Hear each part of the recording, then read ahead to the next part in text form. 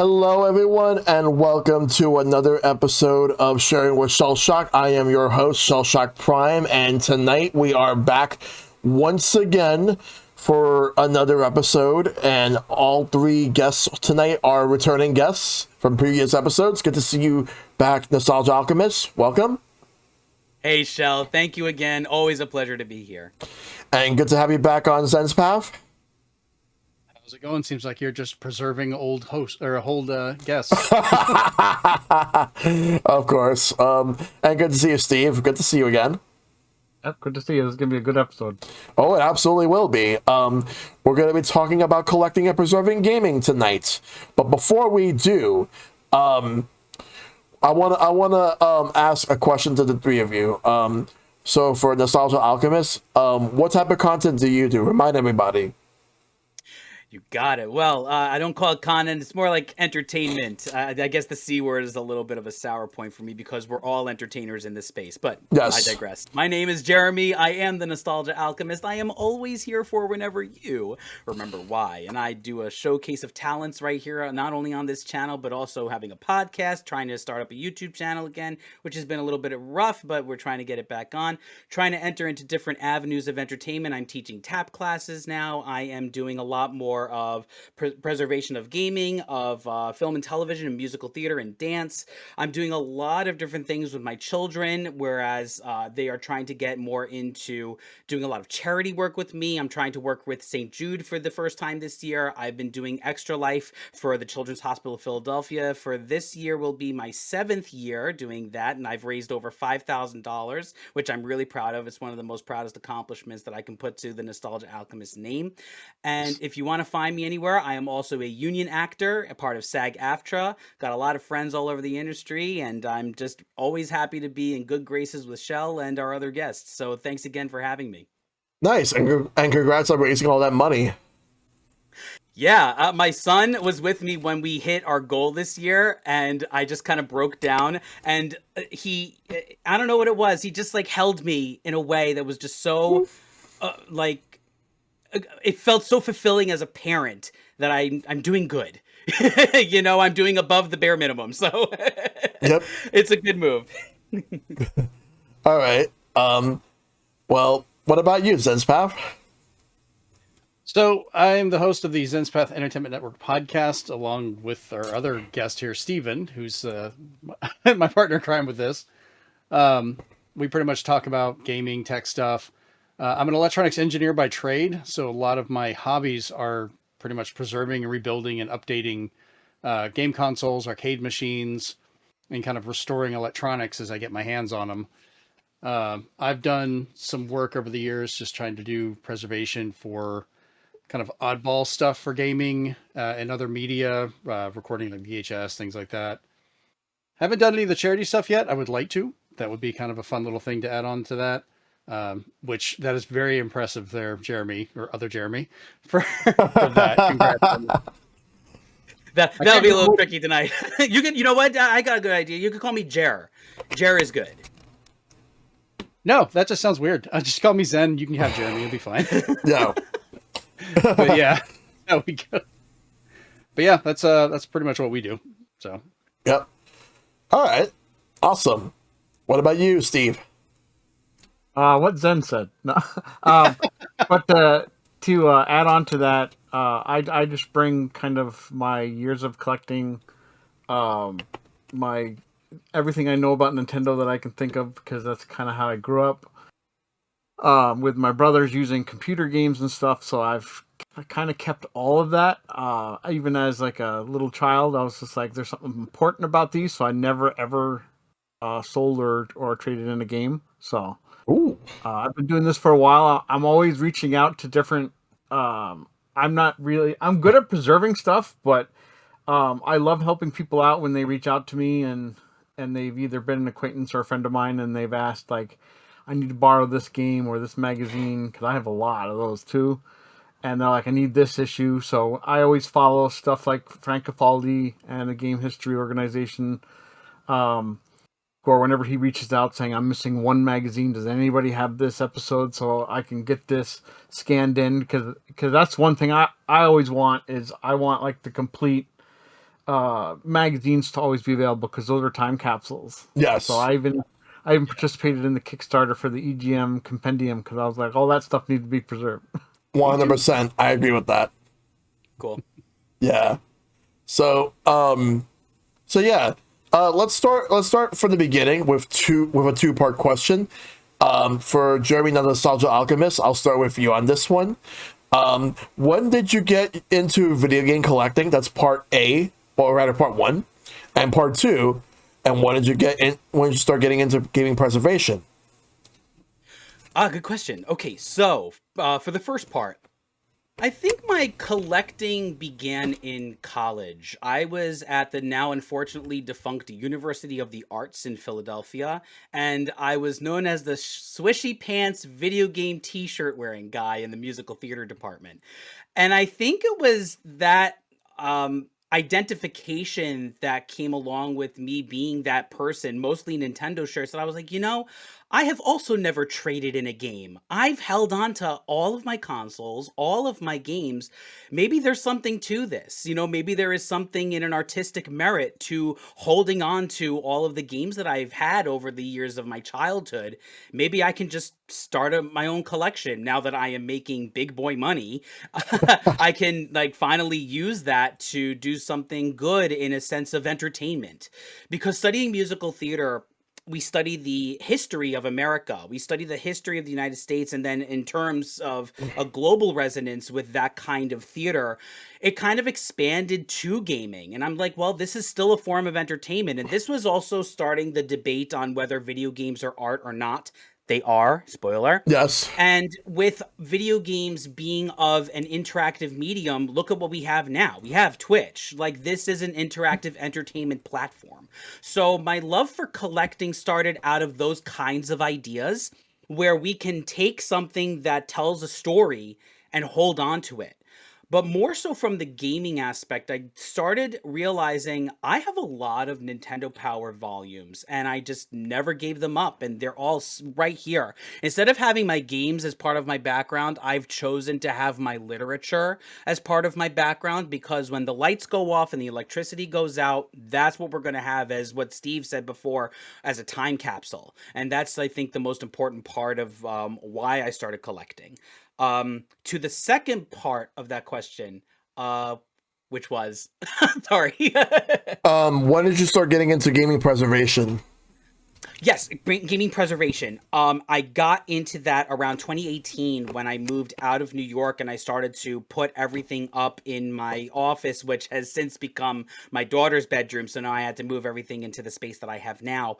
I got into preservation after hearing about the Video Game History Foundation and understanding that there is a lot more to electronics that I have hardly any knowledge about. I'm not technologically I don't want to say challenged, but I'm not that heightened in my awareness of technology. And I think it was that curiosity that allowed me to jump headfirst into what gaming preservation was all about. And it's not just about games, and it's not just about entertainment. It's about technology, and it's about the preservation of that technology, being able to harness source code and being able to hold on to old gaming and computer technology chips and things that have gone far out of style, like tube television. Those kinds of things really intrigued me. So alongside being a storytelling aspect of collecting, I think that my preservation came with preserving the technology, whether it be for good or for bad.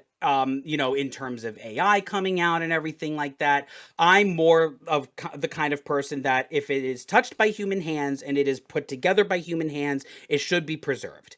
And I think that's where my appreciation for game preservation came from, understanding that where we've come from technologically tells the story of human history. Cavemen painted on walls for a reason. They showed what kind of tools they used. They showed how they hunted. And those kinds of stories trickle through time. So my love for preservation is rooted in us as a species, understanding how we can make things better for each other while still holding on to whatever humanity we still retain. That's a great way to look at it. What about you, ZensPath? Well, for me, the first part of, I guess, starting to collect came from when I was a kid. You know, my parents had the rule of you could get one game on your birthday and then one for Christmas. The problem was that's the same day for me. So I would get one game a year. And if I did not choose well, it got bad. Like there was a Christmas, I got Spy versus Spy. And when I beat it the same day I got it, I went, oh no, this is bad. And as time went on, you know, you kind of appreciate only having that limited amount. And, you know, you would kind of hold on to them. You try and remember talk about like any kind of information or stuff for it, which would lead to talking different stories and the history with a lot of it. So once I started getting my own place after high school is when I started actually collecting to kind of get certain things, either what I missed or just things of interest from there. But the actual preservation came about a little bit later, probably about the time of the PS2, about 2000, 2001-ish, 2000, when that came out, because I was having to look back because I didn't have a PS1. So I was kind of going back to look at those and seeing what games were worth getting, which ones were worth keeping, and kind of building up that library. Because that's how I like to treat a lot of it, which is why the 2 rooms I'm in right now are basically a library. People can walk through and pull things and have stories for them and everything. Yeah. So that's what I like to preserve and to work on for that. And it's just, also it's ADHD, severe ADHD. Yeah. Getting into that as my lifelong hobby for it.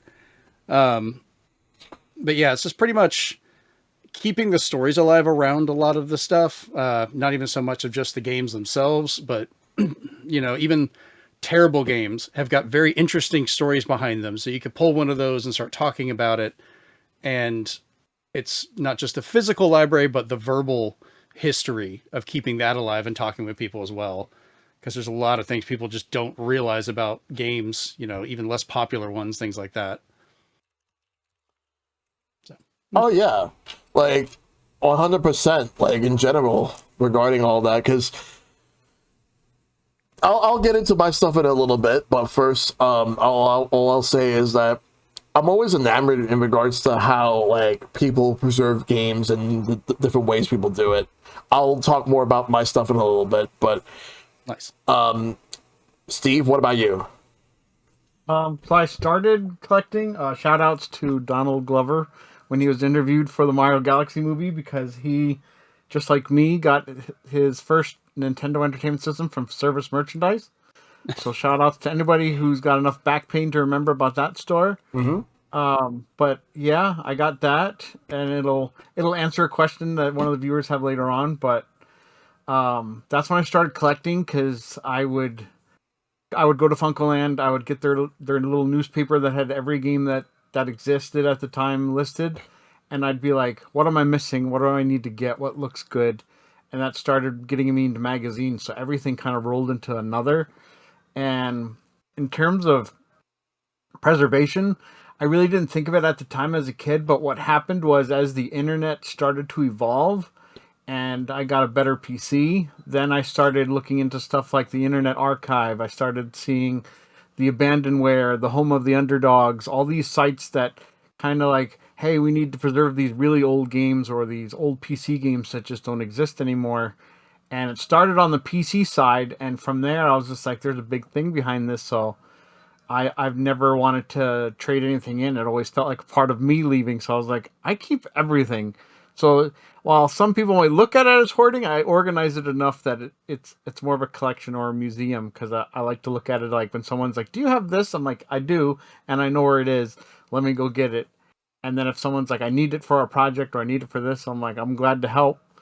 I'll send it out to somebody with Yeah. promise of getting it back. So stuff like that. 100%, yeah. Like, so regarding like game collecting and how I got into preservation, so for me, the way it started for me was like, I didn't really like, I just bought games and I just kept buying stuff. I rarely ever, as a kid and as a teen, I rarely ever sold or traded in. There were times where I had to, because we didn't really have a lot of money. And there have been times where I've made some mistakes and I regret it, like selling stuff, but there were also games that were unfortunately stolen as well. I had a Game Boy stolen once, and then I ended up getting it back a couple months later. It was the same one with Pokemon Blue, because the Pokemon Blue was my brother's copy, and then when my brother got his Game Boy, I got my copy of Pokemon Red. And then we ended up and then when my brother and I both had a Game Boy of our own, we ended up getting a link cable so we could start trading, and then after that, we were getting games, we're collecting games for like Genesis, Super Nintendo, N64, PlayStation, Saturn. But the problem is that some Saturn games I have just stopped working.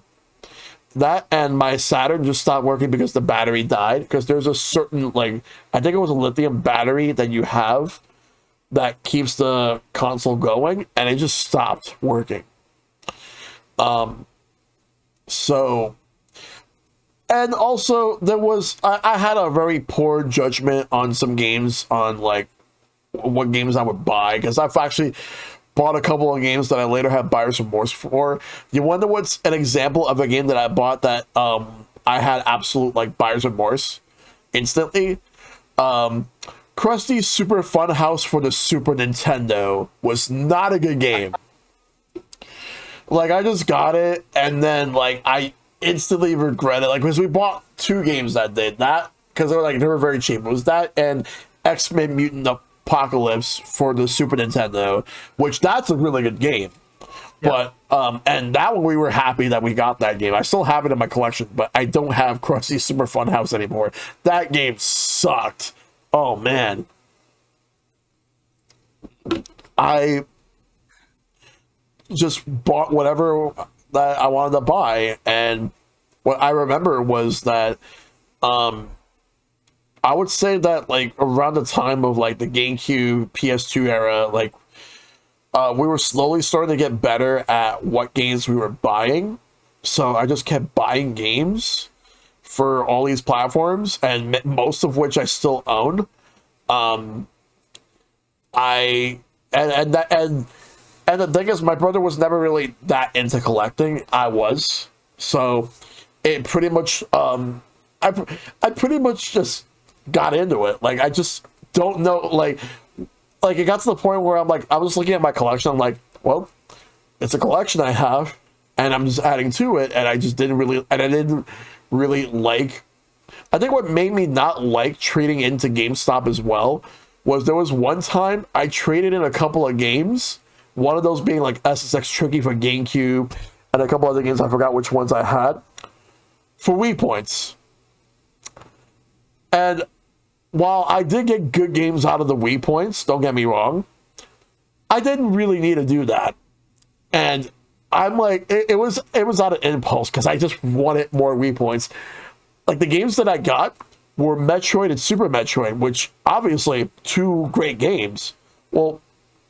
But although I would probably say that maybe calling the original Metroid a great game is kind of questionable, but that's another topic for another day. No. But for Wii points, trading in your games for Wii points, not really ideal. Although I will say, though, I do have a very funny story. I remember that in 2009, Pepsi had some sort of a deal with Harmonix and Rock Band, where you get Rock Band downloads. However, if you input the code on the Wii, if you input those codes on the Wii, you get Wii points. So I use you get 200 Wii points, and I use those just to add up and then get virtual console games and WiiWare games. So that was just pretty funny that I did that. But in regards to actually collecting games, I just kept increasing my collection over the years, and then I kind of went all in the late I would say the late 2010s is where I was really getting into it, up until now. Although now I'm not doing it as much because I'm trying to slow down on it a little bit, but I would like to pick it up again once I can feel like I justify it. So it was just like years of buying games, and it just added up. So I'm like, okay, I have a collection. And as you can see, if you want to see like all my games is right back there in the shelf. Most like the most amount of games in a single platform I own is the Nintendo Switch, which you could also see right there. Now, in terms of how I got into gaming preservation,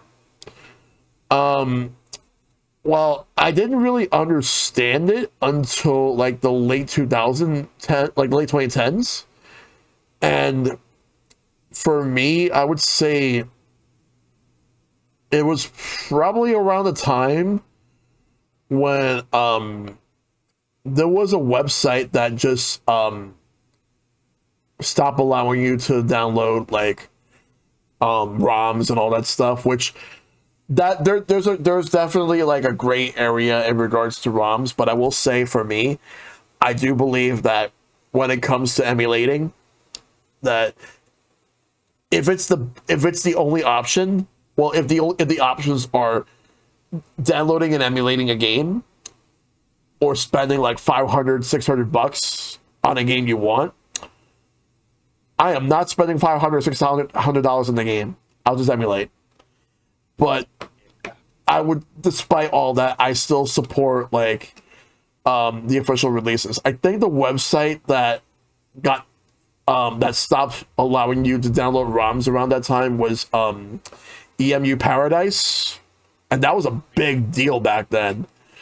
But there were other websites that have since like stopped allowing you to download certain games, or they just shut down forever.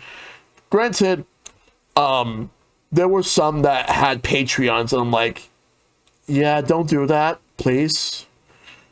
But the other things were basically people just not knowing when to shut the fuck up and just post it. Like if you're gonna go into, let's say for example, if you are going to go into Nintendo of America's social media account and saying like fuck buying your games, I'm gonna pirate your games, and I'm gonna tell people where, like they post a link. You do realize that by doing that, that means they'll be aware of these sites and they'll go out of their way to get these sites shut down, right? So you're gonna be the one at fault for this. So shut the fuck up. Emulation has got a very interesting stance we can talk about whenever in regards to preservation versus actually purchasing and collecting games. Like they clash and are also required for each other. Yeah, they are. Yes.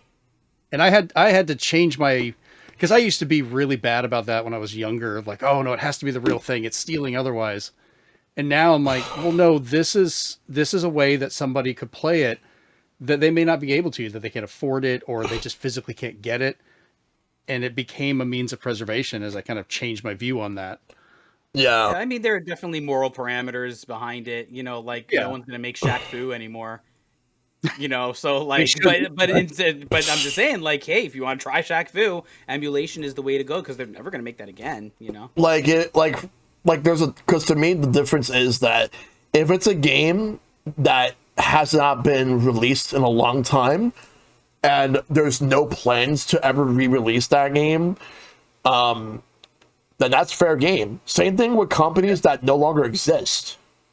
Then like, have a ball, like just go all out. But if it's like, let's say for example, if it's for like modern platforms like the current like PlayStation 5 or like Switch 1, like Switch 2 cannot be like emulated right now, but like PS5, but PS5, I don't know if it can yet, but I know PS4 can. But anything that's still supported, like the modern platforms that are still supported by the respective companies, I would wait until after companies just stop supporting them completely. Like for example, like with like the 360, I would say like 2016 or 2017 was when I think they stopped. I forgot what year they actually stopped. They might have been later, might have been earlier, but when they stopped, it was like fair game.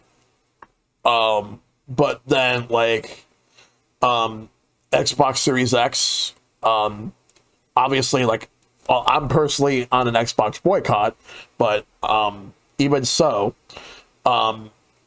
I will not like emulate anything that's modern right now. Like, if you could buy it in a store for a reasonable price, I'm not, and it's modern, I'm not going to go out of my way to buy it. But if it's something that has not been released in years, and there's no plans to ever re-release those games, then that's fair game. Like, people can just do whatever they want.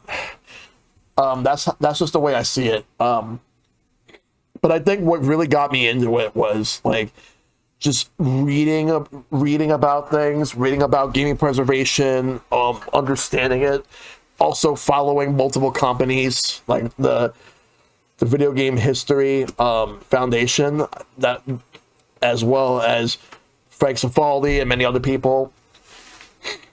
I feel like that's preservation. And learning about it, educating myself throughout like the late 2010s, early 2020s is what really got me into it. So just basically educating myself. There's still more that I'm learning, so there's that. Okay, so I'm gonna ask ZensPath first for this one. What makes gaming preservation important to you? So, for me, with game preservation, it's a matter of future generations being able to experience the content just as, because people have asked this question before of how long it's going to matter and so forth. And it's like, well, we're reading text from centuries ago that have been found and preserved, and it may not be for everybody, but people do, we have the Odyssey and the Iliad and all these stories that are centuries old. One day these games will be the same thing. Mm-hmm. It may be a different version of that art, but it's still art of the context of our time period of when they're made. Games from the 1980s will be about the 80s and that era in the 90s and moving on. And however long we can preserve those in whatever way we can play them is a means of actually experiencing that. And more people need to be able to do it. And so many parts of that kind of slip under the rug a little bit, because I've had people get on to me for, oh, you're trying to preserve these games. They're not that important. They're not that good. Nobody cares. And it's like, well, someone might. Just because you don't specifically think that game is important does not mean it is not important in some way, in some historical fashion. It should be preserved. Just like even like when all those websites were going down that would run Flash games and everyone's like, oh, nothing good is lost. And then people were backing them up, and like how much stuff was started off that developers were like, here's the first things they worked on that were on Flash sites that people didn't even know about. And now we're finding out about it and, oh, okay, we have it. Or, things that were supposed to be temporary, like the Sega Channel. They were like, oh, there's nothing important on that. Oh, okay, whatever. And then we managed to actually bring back all of it. Like they were able to discover and bring that back. Yes. And yeah, the games are not great. I get that. But they're there and they're important and they are available once again. So what I play and enjoy, I want my kids to be able to understand and play and enjoy. I talk to others about it, and that will continue and ripple on. So that preservation is not just for a short term or a personal collection. That is the history of our hobby and our art. That could go on for we don't know how long. Yes. And gaming, I remember gaming was considered a fad when I was a kid. Like I was really little during the first crash, barely knew much about it because I was so, young at the time. But you hear ripples of that, and so many games were just tossed out or not sold that have now become rare and people are looking for and trying to discover. Or, we've got companies that didn't take it seriously. And like, how many times has Square Enix had to go back and be like, yeah, we can't remake this game. We threw out the source code. Sorry. We could do it, but like, what was the game they remade recently that they had to stick it to 30 FPS because all they had was the PS2 version, while the GameCube version was just lost to time because they never bothered to keep the source code. I know. Not Batten Kaitos, was it? No, that was Tales of Symphonia, and that was from Bandai Namco, because they lost the source code for the GameCube version. So they used the one that they have for PS2. Right, which that one was locked at 30 because of the way it was made. So the one for 60, they just can't get back without having to rebuild it, and that's a whole different thing. Yeah. I know Square's had a history of just, oops, we lost it. Yeah. Like, oops, we threw it away. They weren't the only ones. You want to know who was another? You want to know what's another company that did that? Sega. Who? Like Sega was known for that, which hurt a lot of their emulation. Yes. So if you were expecting them to ever have source codes for like Sega Saturn or Dreamcast, and or hoping for remakes or re-releases of those, in their original forms, unless we get proper emulation for Sega Saturn, Dreamcast does have a lot of easier emulation, so that's fine. But Saturn, they've gotten a lot better with recently. I've been hearing that, yeah. A lot. And the nice thing is like, we're becoming reliant on hoarders, because even for Sega stuff, we're finding people that were like, they're going to throw them out. And they're just like, well, we just dumpster dove and took it back out of there. And it's been in my garage for decades. Do y'all need this? And they're like, that's source code for stuff we've been needing forever. Oh, yeah, sure. Here you go. Like games all the way back to, people typing in code on, the beginning of the internet, on shared databases, on those standard computers where you go to the consoles and connect to it remotely at colleges. That stuff's being found, and we're finding origins for older and older games. And I love listening to like discussions and discoveries about these things, because it's a history that we're continuing to do. We're able to do, this kind of research in our lifetime to make sure it stays for everybody else. Yeah. And that's important. 100%. Now, what about you, Steve? So, for me, preservation didn't really come as like a need to preserve stuff. It was more like I was brought up on my Commodore 64 that was handed down from my brother first, and nobody knew about it when everybody moved to Nintendo, because they usually started an Atari. So it was just like, I have to keep all these games in case somebody's just like, oh, this game's brand new. I'm like, no, it's not, it's old. Or one of those people who think like a new song is a new song, when I'm like, no, it's a cover. But through that, it got me into getting a lot of documentary material to kind of learn the history of stuff. Yeah. There was one book series called the Untold Stories of Game Developers, and basically went through all they went through and all the discs they used and stuff that, because of what they wrote on it, like if you didn't know, you would know it would be the beta of something or the beginning of something. And thankfully, a lot of those people who are retiring are just like, I want to give that stuff in. And I think a lot of that then kind of even finally got somebody like Nintendo to be like, we need to preserve all our stuff. So they created the Nintendo Museum, which if you can get in is just like a time capsule like no other, because then you can look into all those toys. I have books that goes into all the toys they have, and it was amazing just seeing like stuff they passed on. They thought Lego was a fad. Oops. Oh my God. So it was really cool to like read stuff about that, and then getting into talk about game preservation. When I started watching when Kotaku had a few English episodes of Retro Game Master, Oh yeah, that got me really into watching all of those that I could possibly find, because he would go into far off arcades and stuff, and he would look at these old arcade machines, these old arcades. And it was all about like, don't get rid of these machines. Please keep them here. They are a time capsule of where they are. And he was, I was finding out new games from him that were impossible or horrible to play, good or bad. And, from there, for me, it was just like, I don't think I can get rid of these, because I don't know where you can get them again. And there's something about, even if you emulate, just like one of your viewers pointed out, there's games that have unique hardware functions, and those are near impossible to preserve. So back in the old days, I'll give you my best example of preservation is shout out to people who have the original or a sealed copy of Star Tropics.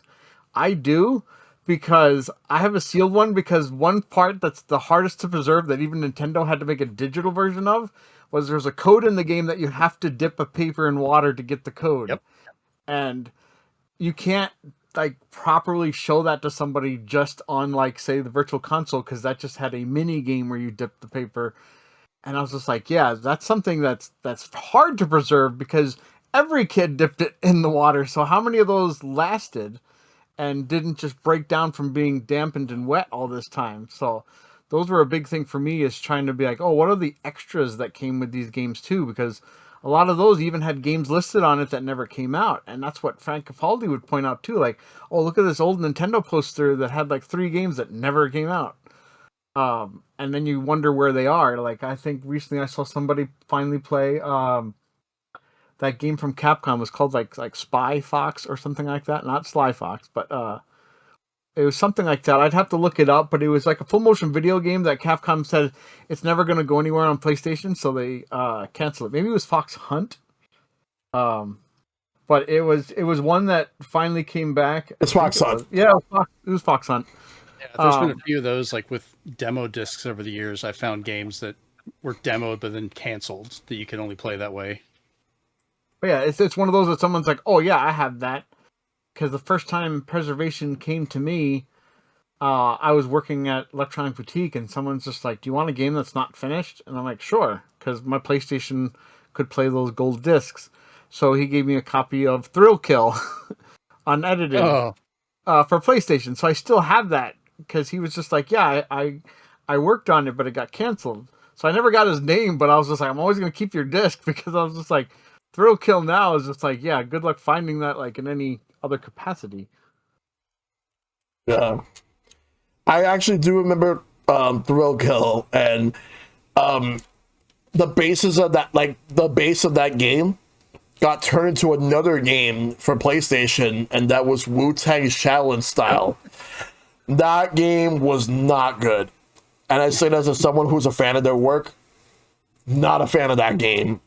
Shout outs if you have the controller. The controller's even worse. Look it up.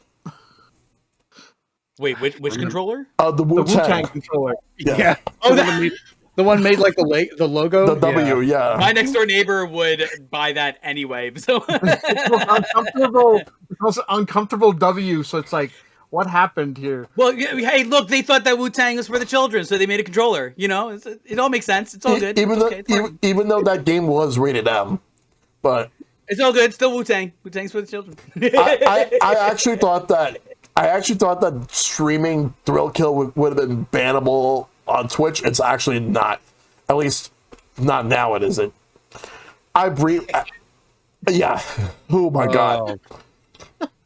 Big old W. That is a W. Yes. What about you, Nostalgia Alchemist? What makes gaming preservation important to you?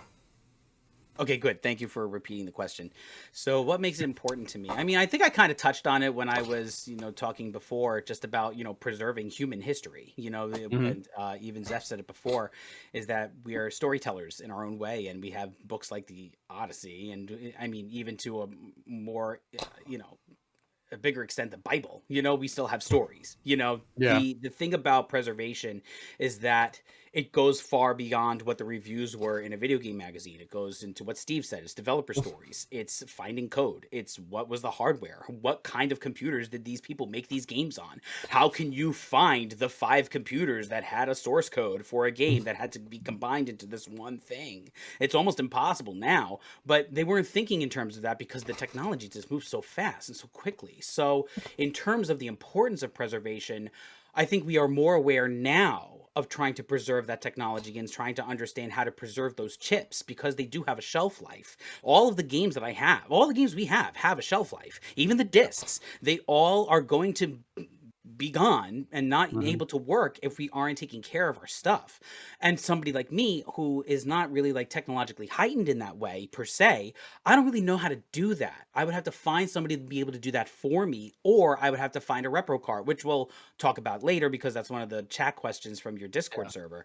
But in terms of the importance of it, again, it's just about humanity. It's just about human history.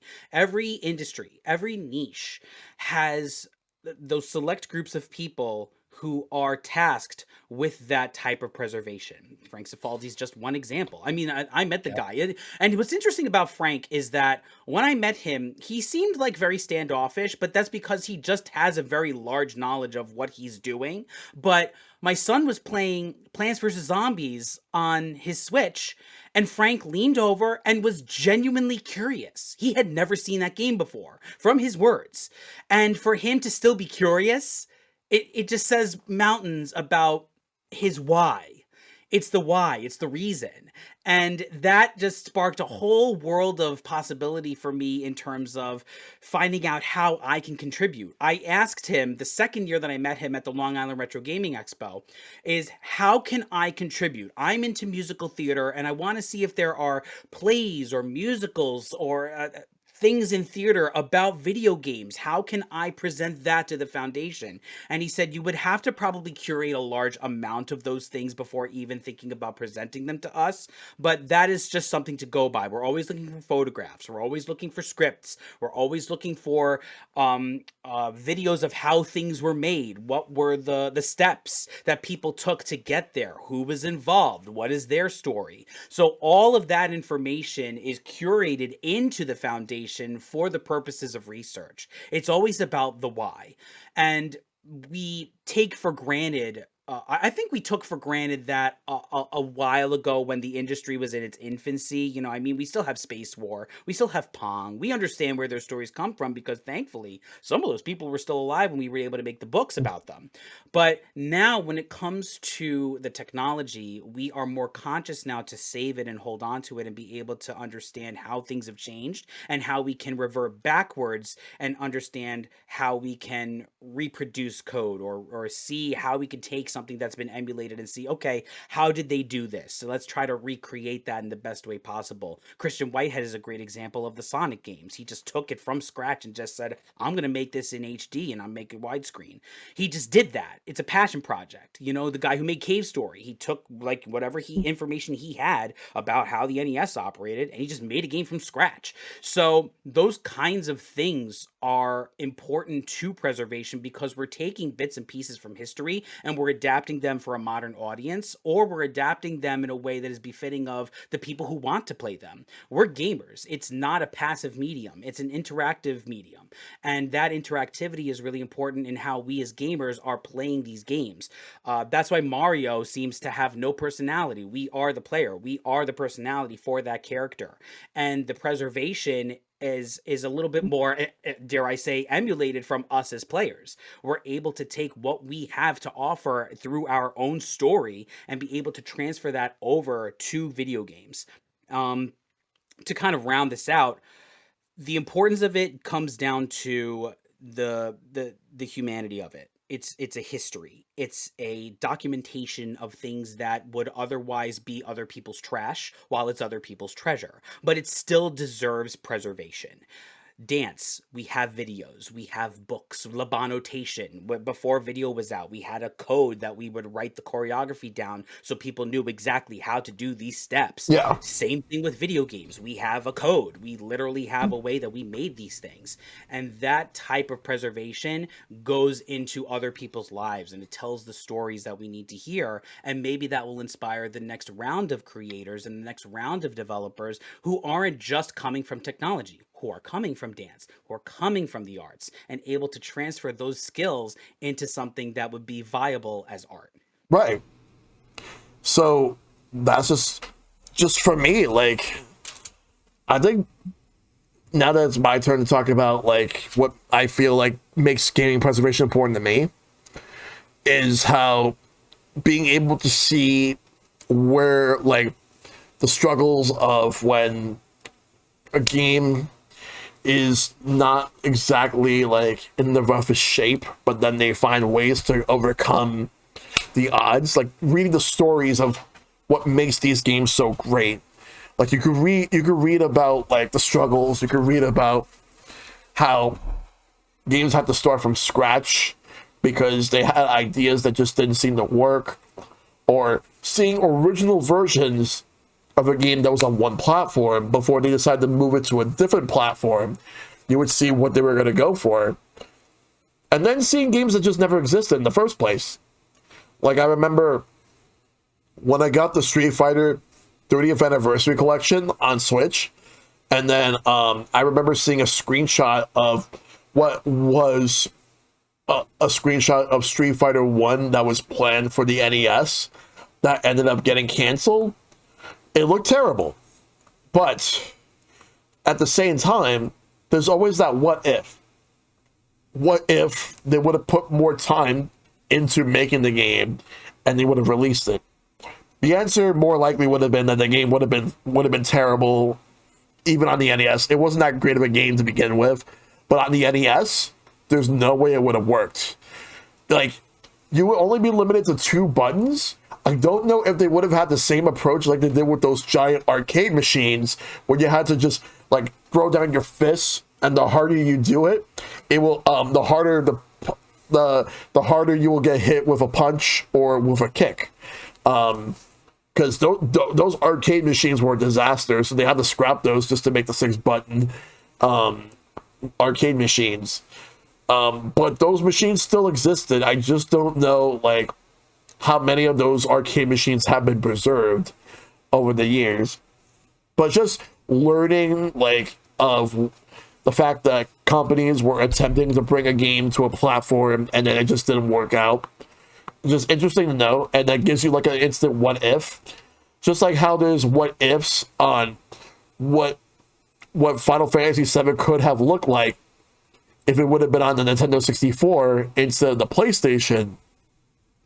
And while we did see a random Final Fantasy tech demo for N64 that's been floating around, there has never been any like tech demos of Final Fantasy VII specifically on N64 running on that hardware before they decided to like move to the PlayStation, because there was a developer that mentioned that they actually struggled to get the Bahamut working.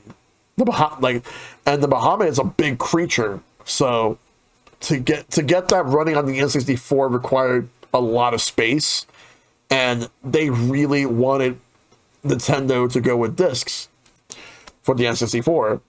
So I'm just wondering, what if somehow like someone manages to get like leaked like beta footage of what could have been the N64 version of Final Fantasy VII before they scrapped it and moved to the PlayStation? How much progress was made before they made the move?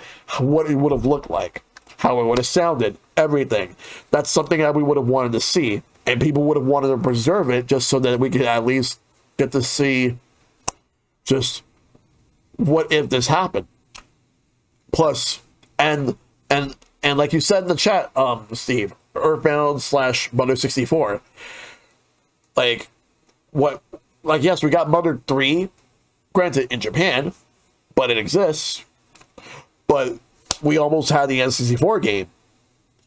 And it makes me wonder exactly just what if Nintendo released the N64 DD much earlier, like let's say in 1997 when they intended to, and it was released worldwide. And even if it wasn't a huge success, but the fact that like if it actually did better, if they would have released it worldwide, then when they actually did release it towards the end of 1999, where it bombed, like there's what ifs, what games we would have got for that. So many different plans, but that's what I like to see, just behind the scenes stuff, knowing just what these companies were doing, what they were originally planning, and what and also the other side of preservation that I'd say that would be very important to me, besides the behind the scenes stuff, is being able to see like different versions of the same game up until when we got the final version, and just seeing like just how far these companies went. Like I remember seeing all those beta versions of Sonic 2, where the first beta version that I remember seeing only had Sonic 1 music, did not have any music made for Sonic 2. It had Green Hill Zone, but then they had like unfinished versions of a couple of Sonic 2 stages, like Emerald Hill or Chemical Plant and all that stuff. But then there was like one beta that was used in on a TV show, Nick Arcade. So they used the Sonic 2 beta, where like in Emerald Hill, they used Starlight Zone's music, which was obviously just a placeholder. But at the time, we wondered why that was the case. Like, because like, why was this a different version of Sonic 2 compared to the one we had? Like, and they had a completely different title screen than what was in the final release. You would see different versions of it, and the thing is, one of those beta cartridges actually got stolen at a trade show, which made Sega a lot more like guarded with a lot of their demos later on. But it's because of the fact that they actually had a Sonic 2 beta that got stolen. It was months and months before the game was even released, but. And then comparing all of that to the final release of Sonic 2 when it launched in 1992 for Genesis, like seeing the progress of these games, just to see just how far they've come, and also like when you've seen like different betas, also reading magazines where you saw screenshots of different games that you follow and how different they were compared to the final release. Like you would see even those old trailers. Like even back then, when we didn't have the internet, you wouldn't have really seen those trailers. But until much later, like I remember when I got the Mega Man X Legacy Collection, there was a trailer for Mega Man X1, and they used beta footage of that. Like instead of X, you would see P. That was a placeholder. Like P means player. But the sound effects were uncompressed. You could actually hear them very clearly. But otherwise, like there were a couple of differences. It was mostly the same game. It's just there were quite a few differences from the final release of the game. It was cool just to see like beta releases and how far they've come.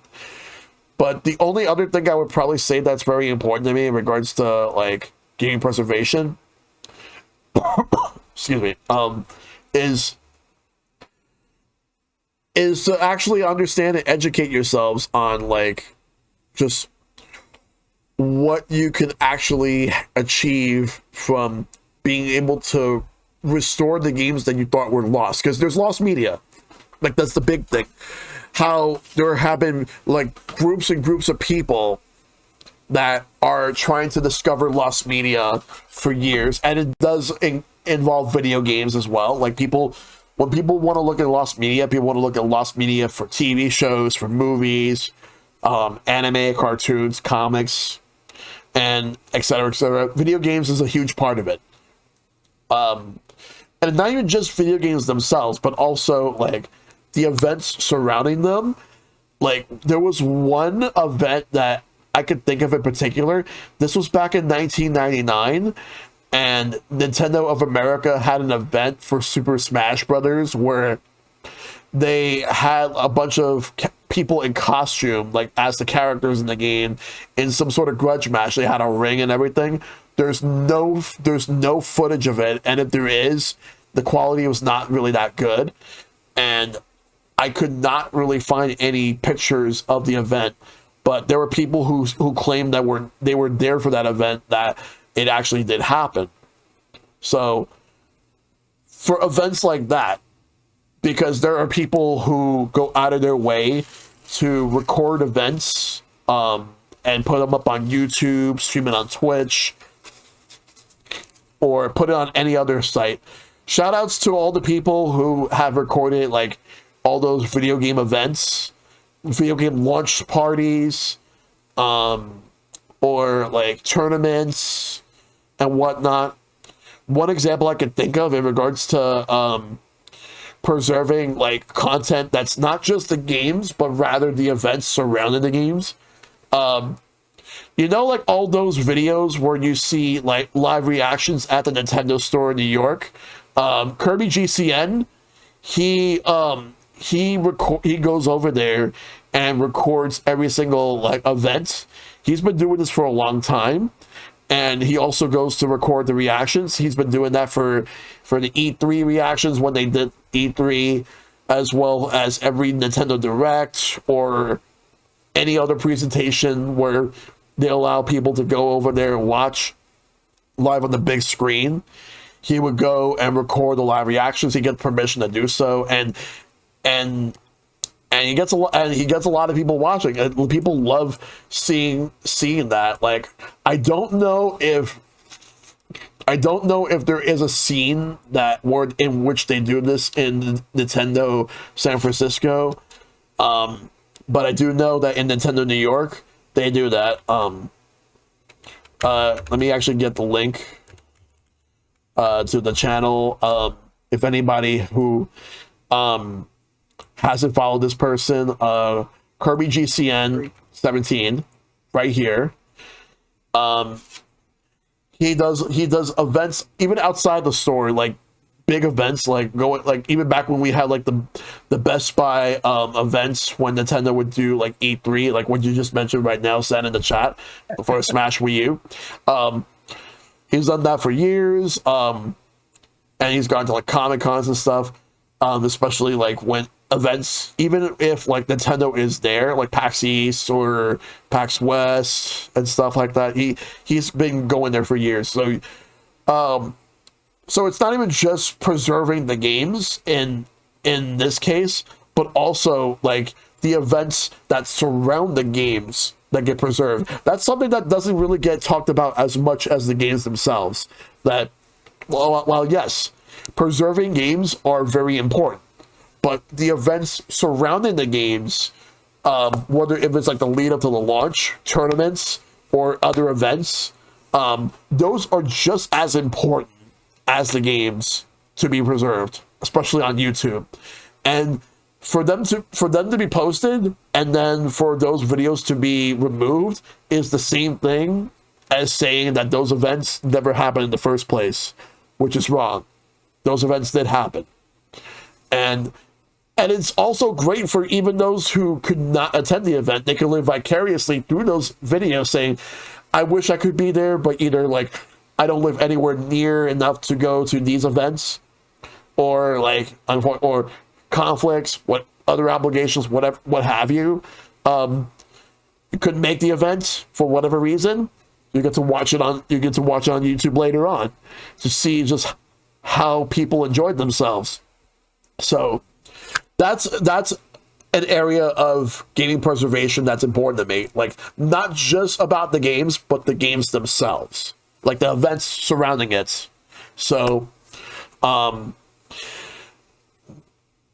pretty certain nobody was expecting me to bring that up, but I felt like it was very important to bring up just the events themselves. No, it's great because we get third party connection to it. Exactly. Because I've been to a couple different events like that. Like I said, the Smash Brothers one, we went, we got 5 of us together, took a road trip from Florida to Alabama, which was the closest one to us that was hosting that. A friend of mine was the Nintendo rep in that part of the country at the time, so we went and met up with her. So she let us film. So we got to actually film the thing, playing a few rounds when Smash 4, or Smash Wii U hadn't even come out yet. And so we got to kind of test different characters and things as we went through. Yeah. And then the game locked up right in the middle of it. And you hear the entire crowd just start cheering and calling out. And, it was absolutely hilarious. But we have that on video. Yeah. But then there's like the flyers they gave us and the other advertisements and stuff I still have. And I get those from like when I go to Comic-Con and other things. And I get to, I went as press for a couple of those before and got to actually record and do interviews with people and talk to them. And that's so much stuff that just gets tossed right afterwards. They're just, they're going to prep for the next event, toss everything out, and move on. And I know Steven is probably way more into collecting that stuff than me, to the point, like, he sent me a hollowed out PS5 just to be like, hey, I had an extra one. You want this? It's in my house now. Like, he's a machine for that. But people don't get to experience that a lot, especially, like you said, if they can't get out or they can't go to it. Like, you're up in New York, you can get to some of the events and see things that some of us can't. I'm lucky enough to get to travel, but people still go back years, over a decade later, watching my videos from Comic-Con for different events, for different games, and comment about it and get to see it and live through those experiences. And it does show how things change over time, for different things that we can preserve too. So, yep. Oh, absolutely. So now let's go back a bit to talk about like game collecting, and this will be, and I'll start with you, Steve, for this one. What were some of your struggles you had with collecting video games over the years? I was fortunate in the beginning because it wasn't taking hold in the beginning. So when the internet was kind of new to everybody, I was fully into eBay, typing in either Nintendo with 2 I's, Nintendo without the O. Because if you misspelled things, you would find stuff being sold that went under the radar. And I would just look for stuff I wanted to collect. And it's not to say that you don't want more people into it, but when more people get into it, it does get harder. Because there are people who are there to collect. And unfortunately, there's also people out there that are out there just to resell. They'll bring a specific app to all the Goodwills and other thrift stores just to scan stuff and be like, "Oh, this is a rare title. I'm going to resell it." And that brings up the price. Speaking of Shaq Fu, by the way, there was a group of people online who hated the game so much that they said, if you send us copies of the cartridge, we will destroy them to artificially raise the value of the cartridges. And I was like, that's so wrong. Yes. Because that makes things harder for collectors, is knowing that there's only a few left. So for me, it got to the point where there was, it got harder to the point where there was a part where there was no stores that ever sold retro games for a while. Because either all the rental places bought them up, so Blockbusters and your Hollywood Videos had all the copies, so you couldn't just go to a store and buy like the really old games. So eventually, through time, people would pop up with their mom and pop stores, thankfully, and such, because pawn shops sometimes didn't know what they had. Shout outs to mine. They sold me some Atlas NES games thinking they were VHSs for $1 a piece, and they were complete in box games. So I was like, thank you. But it just got harder because everybody was now taking eBay as gospel, when fact of the matter is eBay can be, you can have shill bidders, you can have people who post something for a lot of money just to get more clicks onto their store to see their other items. And it got to the place where, to the part where, personally, when I go to a store, if you don't have prices on your games, that's a huge red flag, because that tells me that whenever I'm like, how much is this game, is you're going to look up the current market value. Yeah. And that makes it really hard to collect, because maybe you've done your homework and you've looked at either price charting, which takes an average of things and tries to exclude all those like $10,000 Super Mario things, and puts a value behind it. And they're thinking, oh, so I can get a lot of money for this. And the fact of the matter is that there is an exact science or organization that grades games. So for these companies to just know that they can make a quick buck by grading them, and they're not like the authority, that kind of hurt too. Because now if you go to eBay, you can find PSA graded Nintendo adapters still in the box, and I'm like, seriously?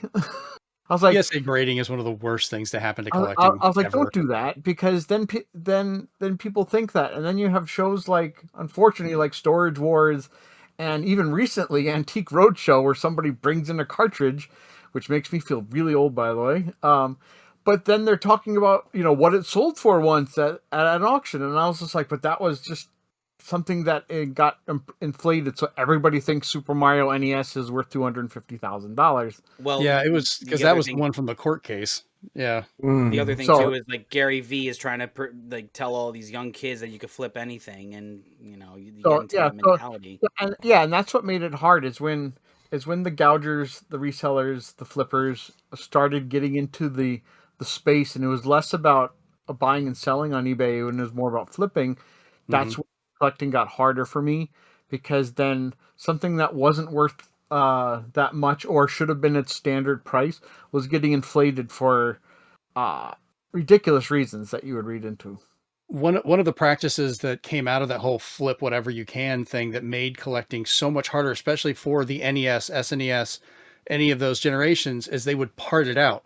Oh, I'll sell you the cartridge for this month, the book for this much, the box for this much, and every little bit, and it spreads it out and leads to it being destroyed or just split up, and they think they can get more money for it that way. And you've got resellers. I get they're trying to run a store and do things, but you can really tell the ones you go into that care about actually playing games and getting people to have them in their collection, and they'll, trade or do whatever, versus the ones which, ironically enough, yesterday, Steven and I were talking about on the show, a nightmare store I ran into down in Orlando that we were warning people not to ever go to. Like, we were naming names, don't ever go there. Because they tried to do the very things we talked about. Like I asked, they had a cubivore, a complete cubivore, and not marked. Asked them how much it was just to test, because it was already a rough experience getting in there. And of course, the first thing to do is pull up their phone and start looking for stuff and messaging people, and come back with a very overinflated amount for it. Even for that, like, we're talking almost $800, like getting up there. And I know it goes for a lot, about 600, but good God. And you can really tell the difference between that and the other stores I went to where they were talking about the games and knew about it and trying to, we're talking about collections. And one of the girls that worked at one of them hadn't played Final Fantasy yet. She was going through law school, and we got into a whole conversation about which one she should start with or how the history goes. And it was fun. So preservation needs to be led by people that actually respect and care about the actual art, versus just trying to make money and put everything in a piece of plastic and try and just sell it for people for nostalgia's sake. Yeah. So, yeah. I definitely agree with that. All right. So, Steve, do you have anything else to add regarding the question that I asked you about game collecting struggles, or are you good? No, that was pretty much it. Once flipping and reselling came into view and market value started increasing, it was more about just looking for the game and now trying to budget if you can even get the game, because even if you do find it, it's going to be ridiculously expensive. And because of those people, you can't just have those awesome days where you would go into a thrift store and you would just happen to find an old game that somebody overlooked, and you'd be like, oh wow, I can get this for like a decent price, because they don't know what they have. Exactly. Now everybody knows what they have, and that makes collecting harder. Yeah. All right. Now it's your turn, Nostalgia Alchemist. What were some struggles you had with collecting video games over the years? Well, that's easy, money. and not having enough of it. Sorry, all right. That's really the answer. That the answer is just not having enough money. The moment I became a dad, I was like, "Up, game over," literally. When I was in my 20s, it was a lot easier because I was without child. Honestly, I was able to curate a nice, sizable, modern collection at the time, and this was in the mid 2000s. I was able to curate something that I felt proud of, that I could actually play, that I had time to do so. I was still living in Queens at the time and taking public transit and able to play my DS and my 3DS and be able to have a kind of a life around it. I scheduled time around auditions and classes and teaching, and then still playing games and whatever else I was doing. So yeah, really it's just finances, and it's even harder now because of half of what we were just talking about with, Steve's answer. But also the other half is that these things are like they're starting to not work, Yeah. and then you have to pay the extra money to find somebody who can make it work. And if you're not, hey, there you go. I might, John Q Driveway, I'm giving you a DM. So my biggest, my biggest feeling on that is, if you don't have the money, you can't do the hobby. And it's becoming harder to do so with a lot of things now. Like I mentioned, flipping is just one of those things that happened. And internet culture, as we know, is very correlated to video games, because those are the kinds of people that we're dealing with. But the difficulty I'm finding now, more so over the money, is the passion behind the want to collect. We do have the preservation of emulation. And that kind of happened to me during COVID. I was like, well, like the Shaq Fu argument I meant. I'm like, I don't ever foresee me owning a master system. So why don't I just take a look at what like some of the most popular games in Brazil were, and just see what those were like. And that was my way of being able to play master system games. And oh, there's another question from your chat that I don't want to answer yet, but we have an older gaming system that I'll get into later that was owned by my father. But even so, the way to play them is through emulation. Yeah. I don't feel like I am harming anyone by doing that, in a sense that I am not taking away from someone's livelihood by emulating something that just can't be made anymore. Those are the kinds of emulations that I agree with. But if you're doing it in a time where people can still make some kind of a margin on it and be able to feed their families, that I don't agree with. Right. I, being a family man, obviously, it's really important for me that the hobby stays within a realm where it's respectable. And the problem is that people who are money hungry make it unrespectable. It's a disrespect to any niche, really, for those who were just in it for money. Look what happened to art over thousands of years. You know what I mean? Like works of art. And Banksy proved it by saying, oh, I'm going to make this devalued by shredding it. It stopped working halfway, and then it doubled in value. It's just the people who have the power are able to control that. And we are only of a type of people who are not really able to do that. We're not able to dictate that. Yeah. So what we have to do is as a community, we have to kind of come together and say, okay, what is the cap? What is the threshold that we're willing to say, okay, I was just saying in chat, I'm looking for a Super Smash Brothers Melee disc only, because I actually want to play the thing with my son. Shell just responded, I might have a disc. We'll talk. That's community. That is being able to come to a contributive effort to say, I know you're going to play this. I know why you're going to play this. Let's try and make this work. Let's make this happen. And then you go onto eBay and it's like $55 for a disc. It's like, okay, that's reasonable. But then you get complete in boxes for like hundreds of dollars. And it's like, okay, now you're just placating to the people who you think can afford it. And they're just going to keep it on their shelf until the value goes up. It's like putting art in storage. You know what I mean? That's how I learned about it. Is Iron Man 2008. Buy it, store it. Yeah. So I think it's more of a line of like, we have to become respectable about the hobby. And for us who play these games on Twitch and actually earn income from doing so, a lot of people still playing on original hardware, there's a passion behind that. And we have to keep that alive for as many of the things that we're interested for, but we have to keep it communal. If we're going to allow the people who are just in it for money to sneak in and be able to do that, we were conscious in the 90s and the early 2000s to kick those kinds of people out of our forums.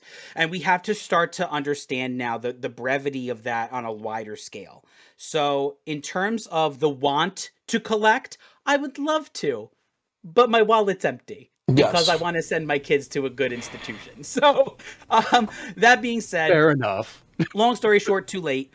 The biggest problem is the finance of it all, and being able to, as communally, put a cap on those things.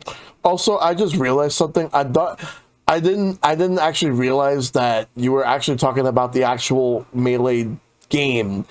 What I thought you were referring to was there was this Nintendo Power CD that has I have it. the orchestra of Melee. Yes, I have it. It's right there in my bottom drawer on my left. That's what that's what I thought you were referring to. I am so sorry about that. Okay. I hunted down an unopened copy of that Nintendo Power and bought it from a game store, and I love this story because I bought it, gave them the money, it was mine, and then right there in front of them I opened it because I only bought it to get the CD, and they flipped out. They were like, if we knew you were going to open this, we wouldn't have sold it to you. And I was like, I wanted to hear the CD. I listened to that thing all the time. It is a great recording. Yep. And right. It's like when I open up amiibos, people are like, why are you doing that? And I'm like, because I actually use the amiibo. right. I have a handful that I didn't open because they're just like duplicate colors or something, whatever. Okay. And I just don't care. One thing I kind of wish that I did, but I'm not sure what would have happened if I did it, was I kind of wish that after I bought my amiibos from Nintendo New York during the amiibo craze of 2015, and what I wanted to do was get an amiibo and then just open it right in front of everybody just to see the scalpers just get shocked. Oh, Steven on one of the shows recently, at the very beginning of it, he got his amiibo for Diana from Pragmata, and he's just like, "Here it is!" And just ripped it open. Yeah, way to go! Stick it. He just tore it open, and it was the funniest thing. Awesome. I mean, to repeat that, in front of my wife, we have this, and we'll just open it up. Yeah, there you go. I'm gonna use it. I don't care. Yes. I take photos of these beforehand, so it's fine. Oh yeah. But yeah, what about you, Zen? How much, what's the struggles you had with collecting video games over the years? So first off, Jeremy, hit me up later. I have other alternatives to fix your GameCube problem. We'll talk. But for actual collecting over the years, my biggest trouble, like I said before, was getting a hold of them as a kid, because I would get the one a year. The only time that ever got more than one is my parents, for whatever reason, I don't know what happened. I was staying in Virginia. They mailed me a copy of Mario 3. And that was the one only time they ever gave me a game outside of that time period, which was great. So after graduating high school and going on, it was always a struggle finding the space to be able to hold on to everything, because I was having trouble finding places to live and trying to keep that collection together. And then once I got married and we started getting apartments, I kind of built it up. We had a closet that was my game stuff. And then that built into an area, a corner. And then when we bought our house, I had one of the extra rooms. And as we had more kids, I ended up building out the garage into 2 more rooms. And that's holding my entire game collection. And I know I'm lucky for the fact that I have the space for it. And that's the other reason I'm I get why people do emulation or carts that, cartridges or disk drive emulators and things to play collections, because you should be able to enjoy it, but you may just legitimately not have the space. There's no getting around that nowadays. People have a hard time getting homes that they can live in. I get it. Yep. The other issue I always had was I had multiple times my collection was stolen by family members or other people, and I would have to rebuild it or get it back from them and work with that. But as far as the hardware breaking down, I deal with that a lot. My GameCube is down right now. I have a kit coming in. I'm going to be rebuilding the disk drive on a couple of them. I'm lucky enough that I went to school to be an engineer, so I can troubleshoot and work on and repair these things. And I try and do that in such a way. I don't normally charge people, honestly. And we had a kid that I ran into at a local little event that happened. I met him and his mom because they were talking about trying to buy a video game, but they couldn't get the system to work and didn't have a controller. And I'm like, well, I have tons of controllers. Here's my information. I'll give you a controller so you can enjoy this original Xbox. And then it was having problems. So I ended up rebuilding the disk drive on it, getting rid of the clock capacitor, cleaning the damage from that being in there, refresh the entire thing, put it back together. And the kid's still playing it now. He absolutely loves it. And it's funny seeing an elementary school kid playing an original Xbox here in 2026. Because they're still fun. And I think that's going to be something for the long term. Do you guys remember the time when, every time a new generation would come out, they're like, we don't want to play the old ones. They're ugly, or, oh, it's 2D, or, oh, it's this.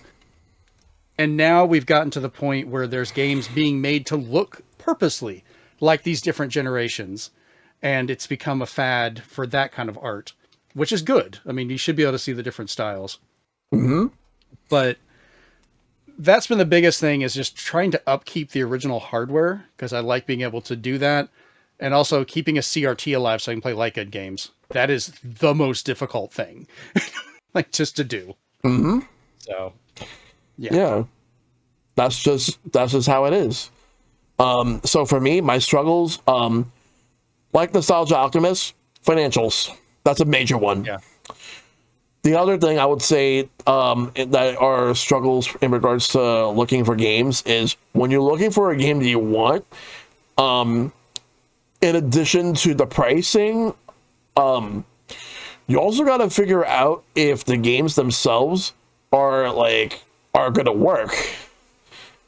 And the other thing is that it is if the games are like repros, which I don't mind. There's a question I'm gonna answer later on about that. I don't really mind repros. The only issue I have is if you actually are upfront about the games being repros, or if the games are legit cartridges for, like, let's say, like, any of the games that I can get. But I'll talk more about the repro stuff and, like, the later question once I get to that later on. But there's so many different factors. Another factor would be that I want to prioritize which platforms I want to collect for, because if I collect for every platform, it's going to be a lot of money and there's not going to be a lot of space, because space is another issue. So I want to be able to have the space to be able to store all the stuff that I have. And the room that I have, I'm lucky to have the space that I do, but it's not as big as I would like for it to be. And the thing is this. There is a lot of space here that I need to make changes in order to be able to add more things to be able to display. So in addition to financials, also, I mentioned I had games stolen. I've also have lent out games to people that never got back, and I've also borrowed games from people and I've never returned because lost contact. But it was a good game. At the same time, the only other struggle that I could really think of is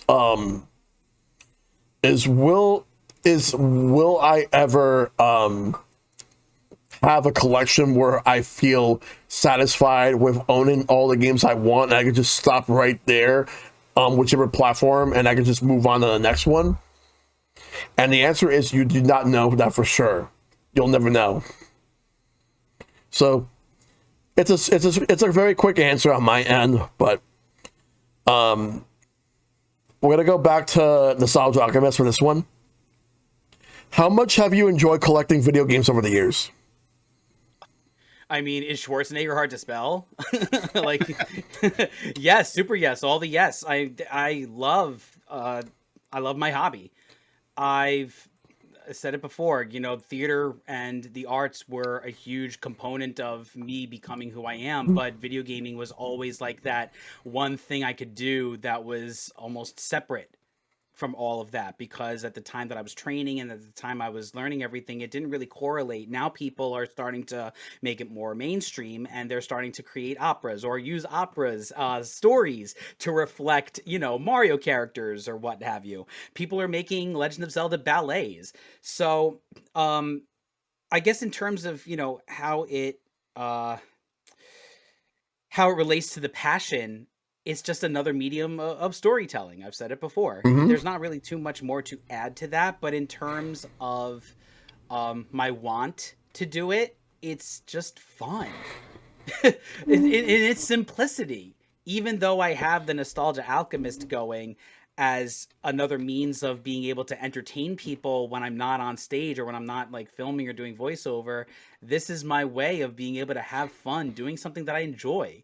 and being able to collect things like that is just part of the fun. It's just that's what it should be.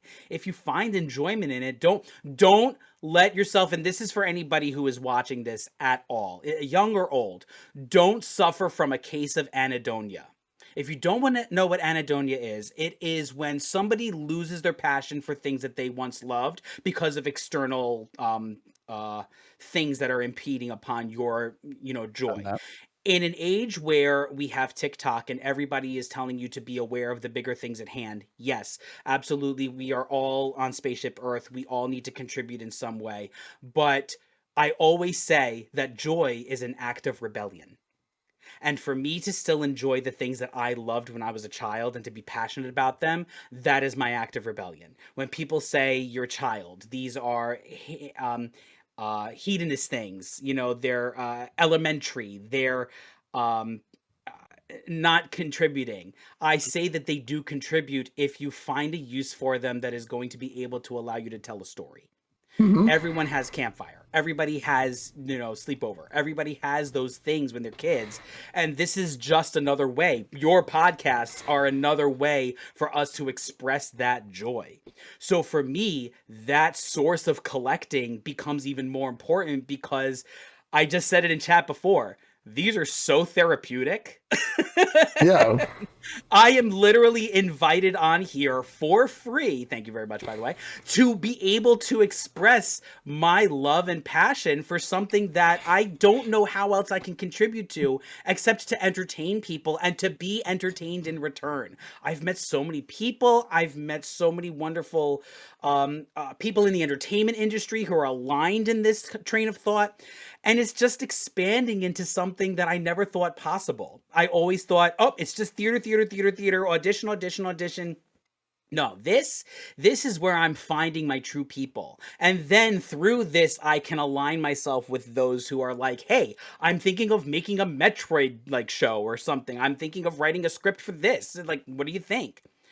Go for it. Like, who am I to tell you no? Just give me a call if you need something. Those are the kinds of things that allow me in my quest for preservation to be able to explore and to be able to execute. Mm-hmm. I can execute joy.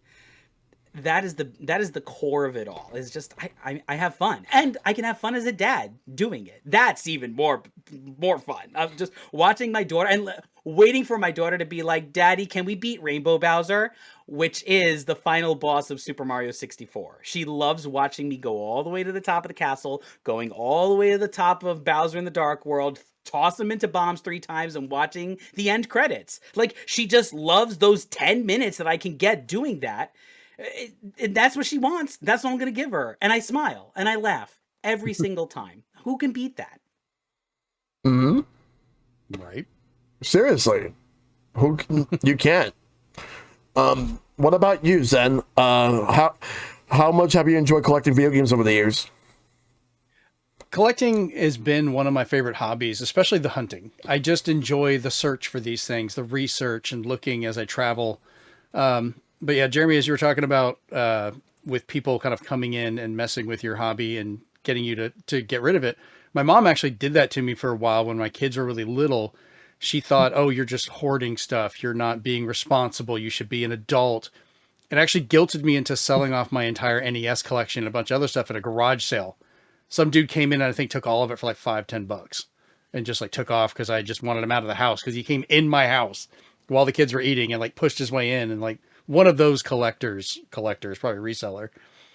My wife found out and she was pissed. So she's been very supportive of that because she knows how much I enjoy doing this. And, I've written about this stuff before, from going from shotgunning on your collection where you're just trying to get everything in you can, getting doubles, building it up, down to subsets of things that you start to collect. I have fun kind of making a set of rules to follow of what I want to get. I found, I think so far, every variation of Super Mario Brothers, because just the cartridge, they're so different between different ones, where it's Fire Mario, normal Mario, or there's the white lines, there's no lines, or, things like that. Or right now I've been working on one for the past couple of years where I can't find anyone who has made a definitive list of pinball games for video games. So I'm working on one. I'm almost 100 something pinball games in from every generation, even down to finding one that from like 1979, from the year I was born. That's really cool. Yeah. You know, so I got a Motley Crue pinball game from Sega Genesis last week, or I've got a couple of them that I've got from like the CDI and things like that. And I have more fun kind of making the rules of collecting something and then going after it and finishing that. And it keeps your passion alive for doing stuff. So people get burned out just collecting all these things.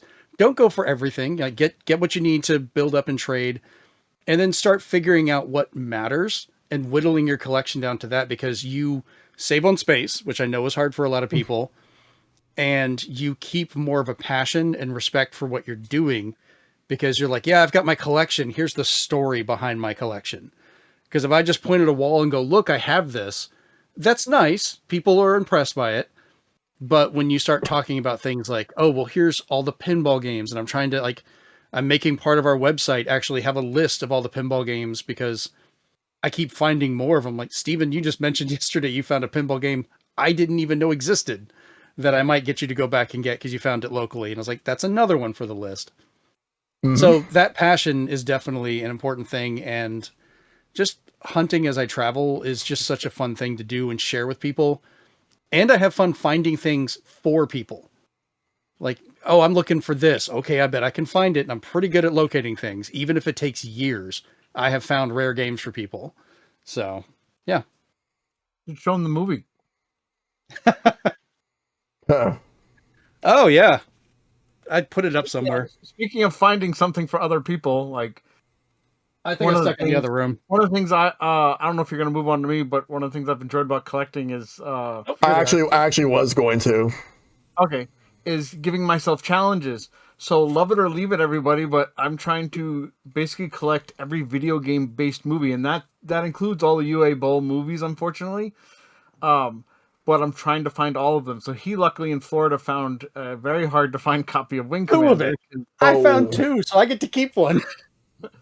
So they're always on VHS, but they were never on DVD where I could find them, and it was getting really harder and harder to do so.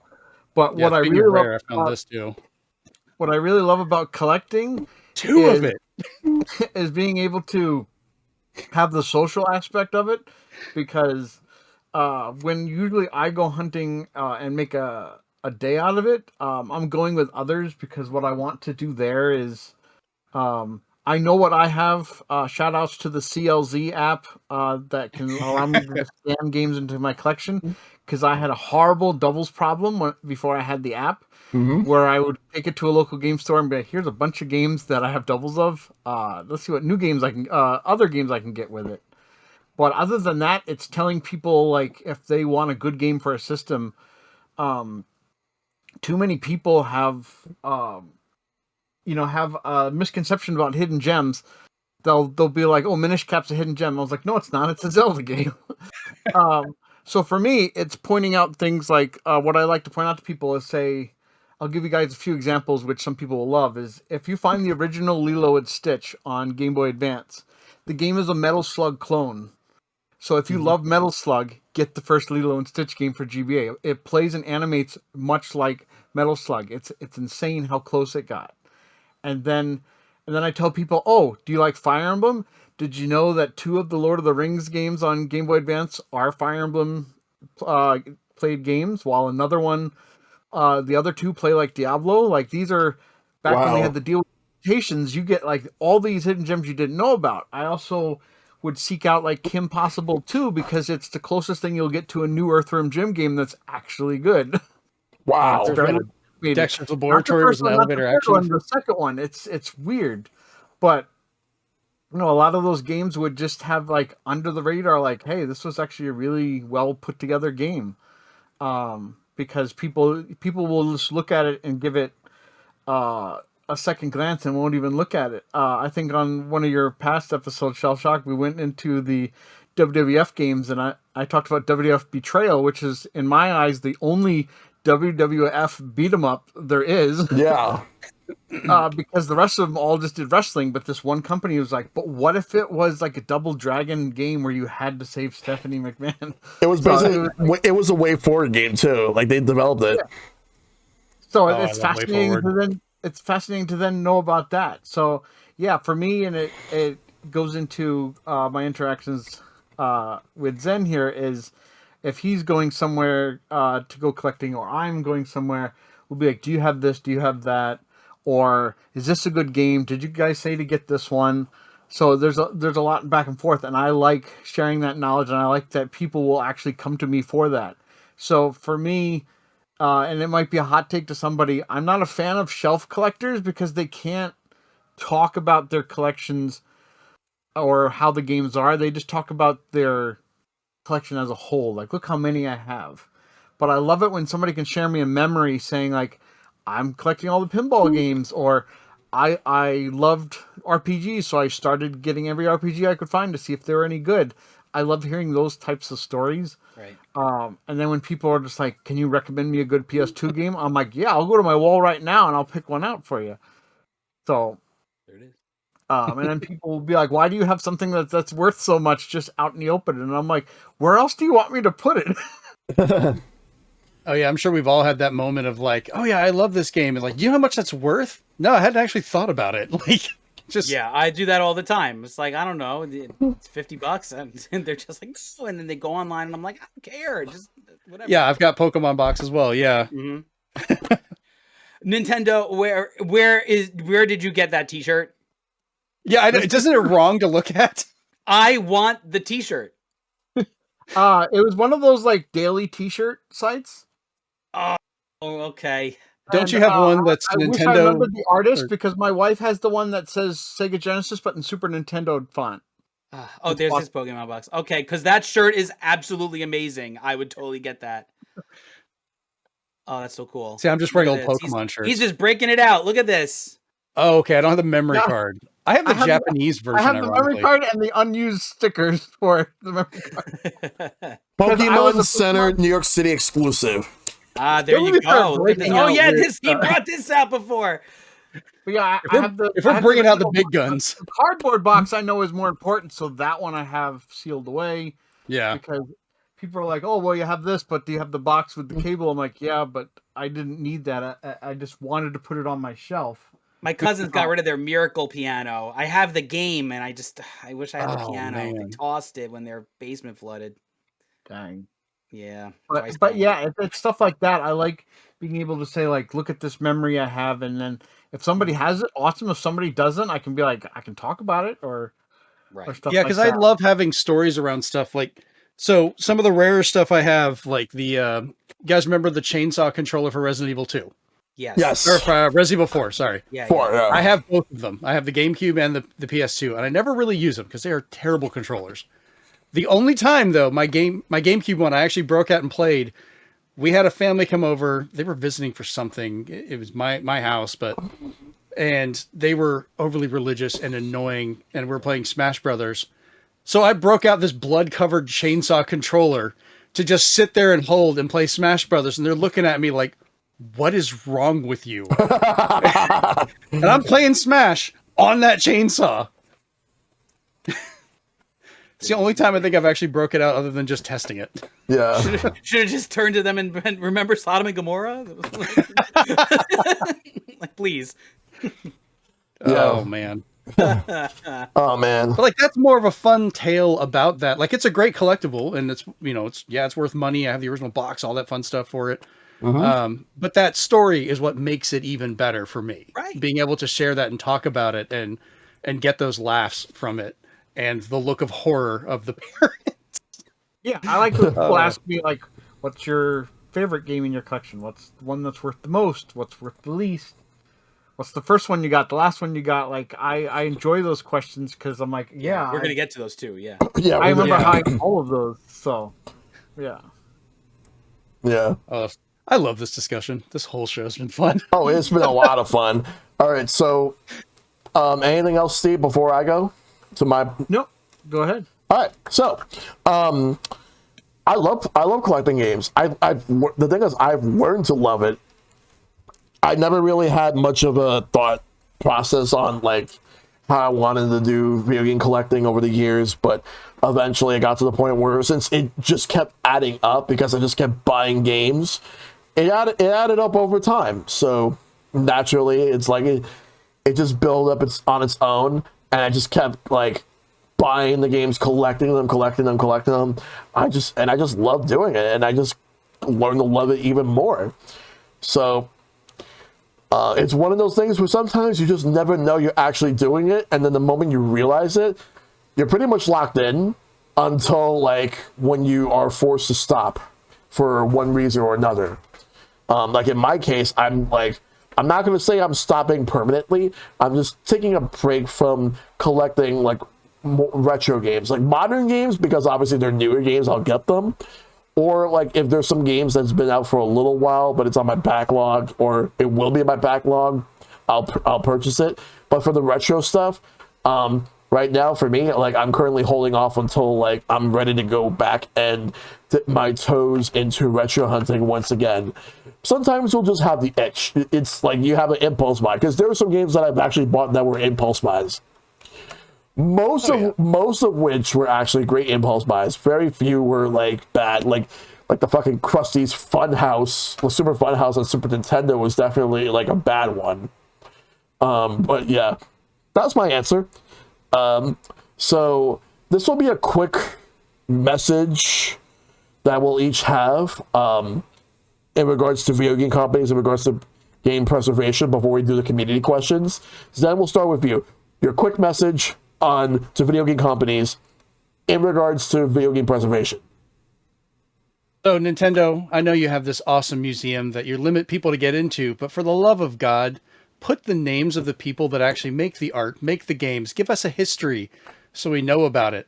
Also, creators from like the people from Square who did the Final Fantasy movie, or games that are embarrassing, don't just not talk about it until you die. Get the story out there so we know the history of these things, because you will die eventually and we will lose that forever. Most recently, like with Becky, was it Burger Becky? When she passed away, the great history of what she had, we still have because she interviewed and talked to people.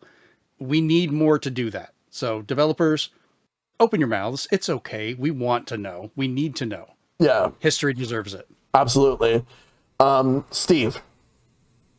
To all the companies out there, if you're making a collection of games, be more like Capcom and Konami. Just give us the games and give us either, we can pick the version like we did in the fighting collection from Marvel vs. Capcom, of which version we're playing, or just give us, the music, just give us a museum. Like, you're giving us exactly what we asked for.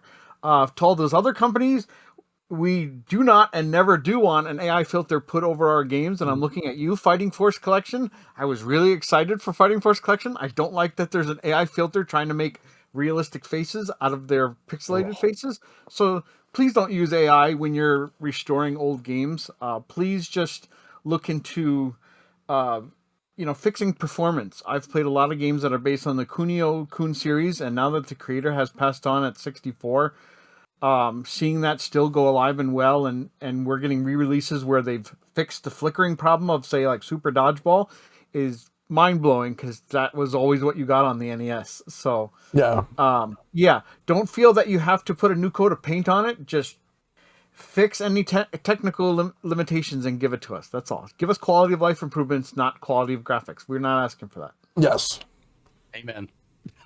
Nostalgia Alchemist. Know your audience. All right, here's mine. Just know your audience. Okay.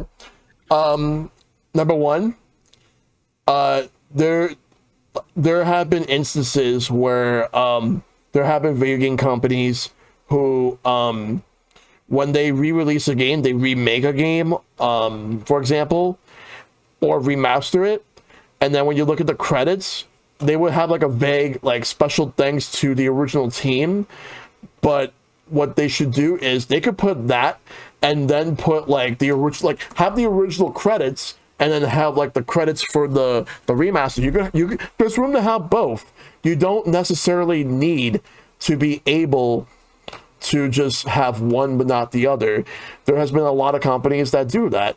And then the worst thing that I've seen was actively like going out of their way to like not credit the original developer who, well, or at least put like a vague credit of a developer just because of the fact that you don't associate with them anymore. I'm going to name an example of that, and I know there's going to be people who are going to get like upset with me when I'm bringing this up, but for whatever reason, Capcom hates Inti Creates. You want to know why they hate Inti Creates?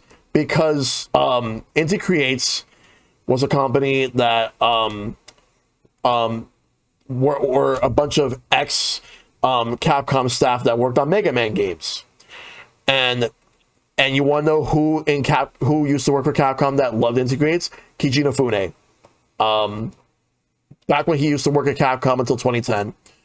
Why they hate them? Well, association. When you play the Mega Man Zero ZX Legacy Collection, you don't see their logo at all at any of the games, despite the fact that they were the developers. Yes, they were credited a bit, but you don't see them.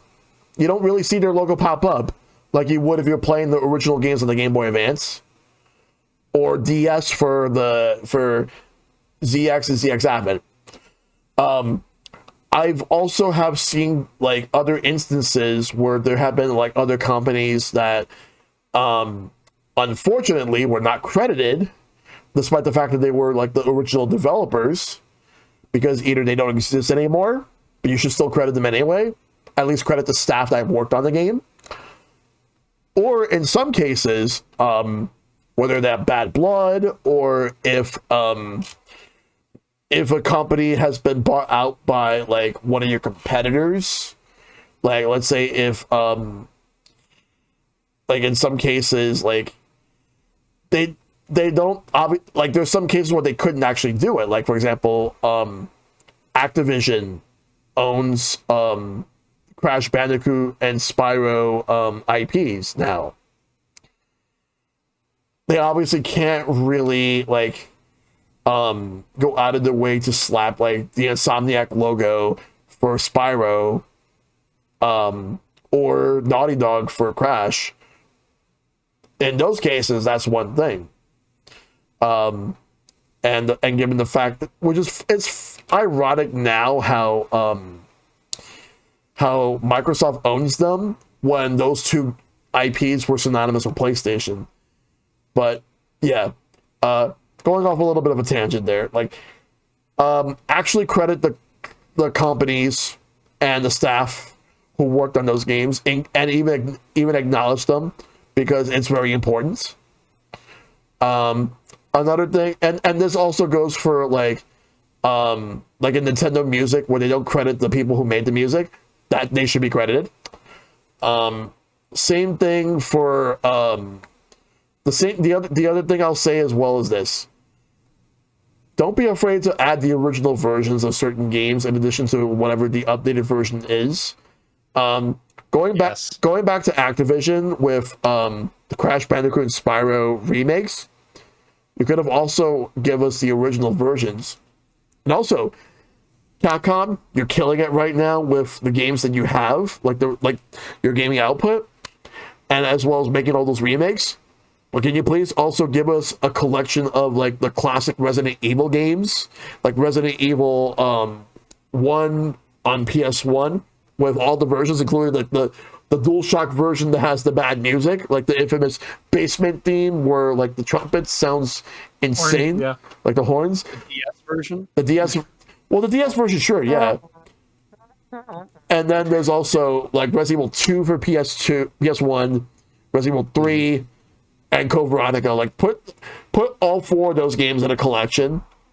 People will buy them, and do more collections. Like do like Beautiful Joe or like Breath of Fire and stuff like that. And one last message before like we do the community questions. The last message is don't go out of your way to half-ass your own efforts in regards to re-releasing your games, because then you're giving more people reasons to emulate your games. There are some companies that have been doing a great job, but then there are companies that have been like doing an awful job in addition. So, I've seen very bad collections that were like the presentation and the emulation was bad. Like, I will say though that something like Sega Genesis Classics that was on like PS4, Xbox One, Switch, and PC before they pretty much took that off.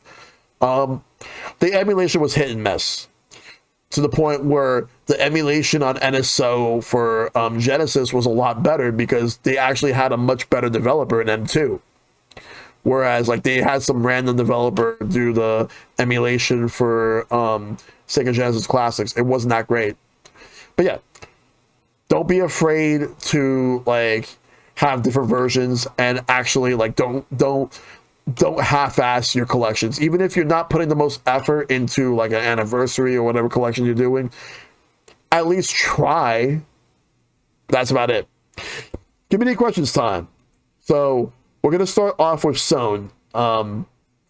Stone asks, I assume this means physical games, which it actually does. What is the oldest game in your collection? What is the newest game? Oldest? I have these two. I have Othello and Breakout for Atari. So those are the ones I have. And the newest game? Pragmata. For the Switch 2. So those are my answers. Jeremy? Nostalgia Alchemist.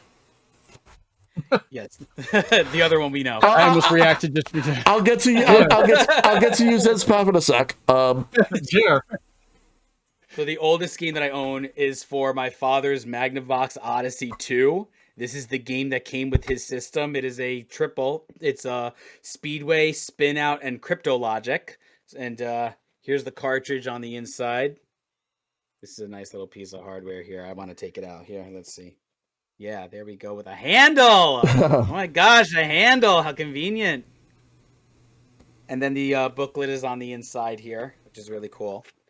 Also, just as a side note, because I'm the Nintendo person, this is the oldest Nintendo cart that I own. It's Super Mario Brothers from the original Famicom. I got that And one then the too. most recent game that I own is this one. All right. Metroid Prime 4 Beyond. In physical form. Yes. All right. ZensPath. So, just to cover for newest title, Pragmata is the most recent new title I bought as well. I've been having a blast playing that on Switch too. I love that game. Oldest game, I believe, would be my copy of Thunderball from 1979, also on the Magnavox Odyssey 2, which was ironically one of the pinball games I was looking for. That I also managed to find two at one time, one in the box, one out of the box, and I bought them both.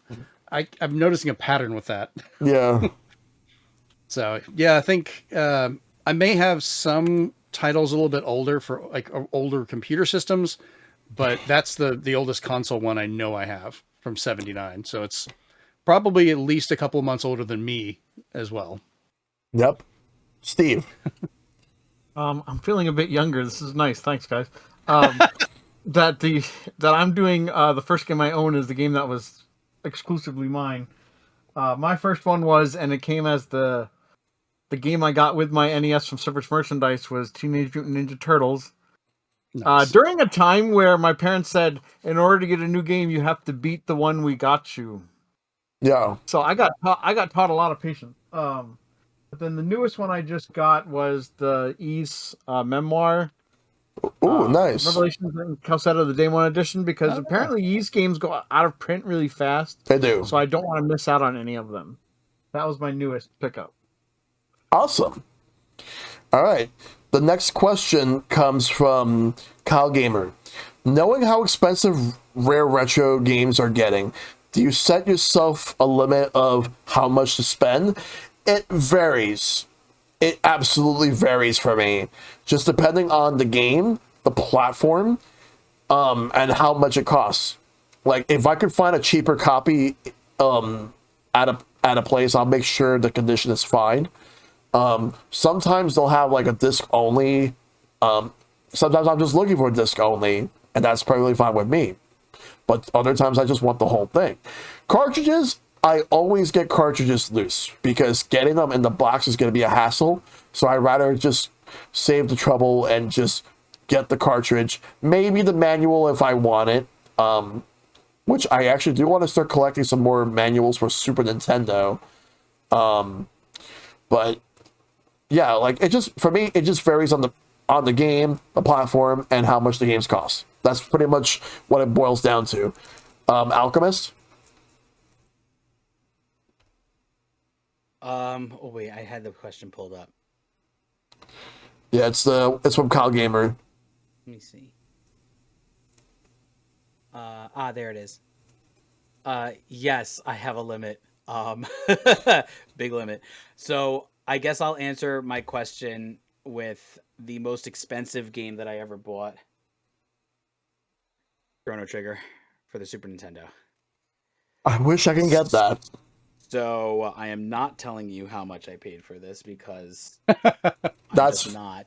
That's fine. Because the internet never forgets, and I kind of want to forget. But I obtained it, and I'm glad I did, because that was, along with Earthbound, are like one of the only two that I still want to have physically for my collection, which is another question we'll answer later from community. Yeah. But yeah, my cap is very strict. Like, if I even have a gut feeling that this looks too expensive, I'm not doing it. But this was a special case. I actually got this at PAX last year, and I figured to myself, well, this is my first time here. I'm having the best day of my life.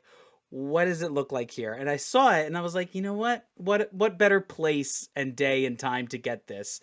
So maybe circumstantially, I'll let some things slide. That was definitely a big slide, but in terms of a gut feeling, if I feel like it's just way too much, I'm just not even going to bother, you know, Yeah. especially for a retro game. If I think that this game is something that I can find and emulate and be able to just enjoy on my own terms, I'll do it. But if it's something that I want, I'll answer that when we get to that point in the questions.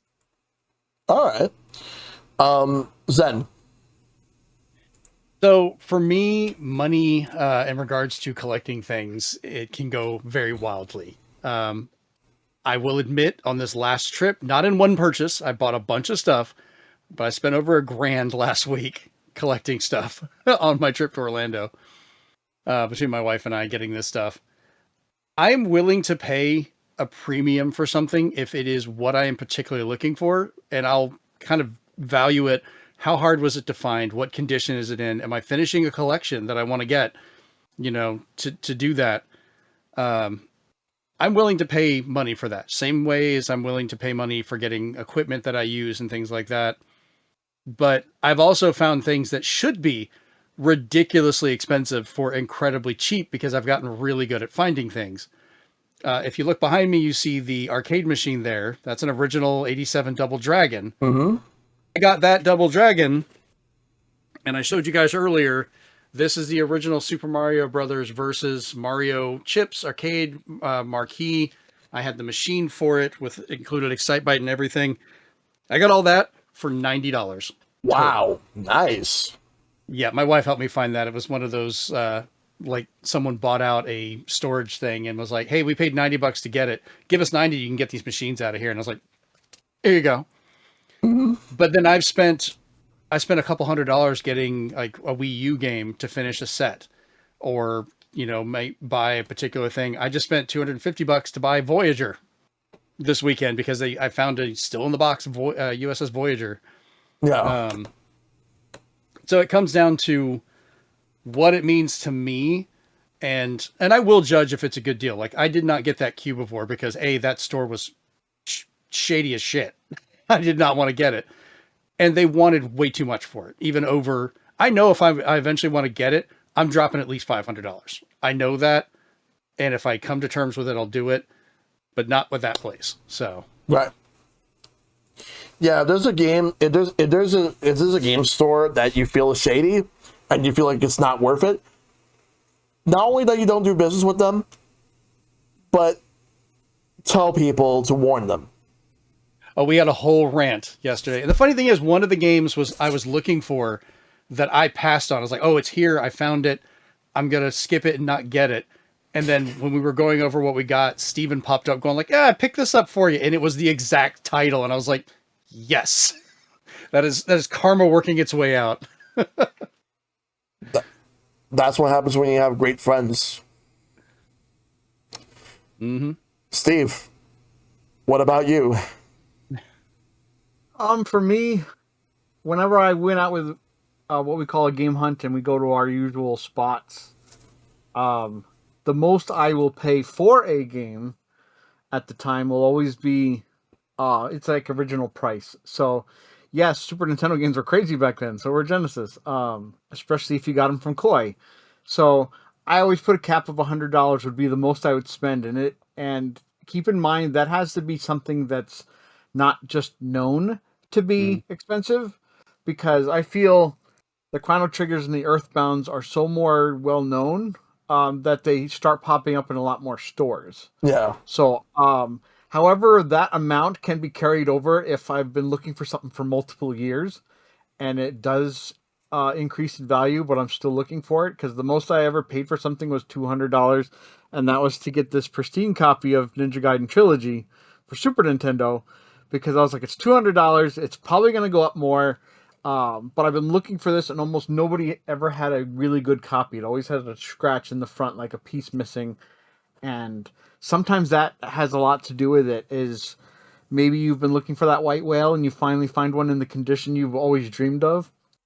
That's the one time you might bend the rules, but other than that, I always try to keep a firm cap on it, because the stuff I'm looking for now, thankfully, are not the little Samsons and the stadium events out there and stuff like that. Oh my God, buying a little Samson.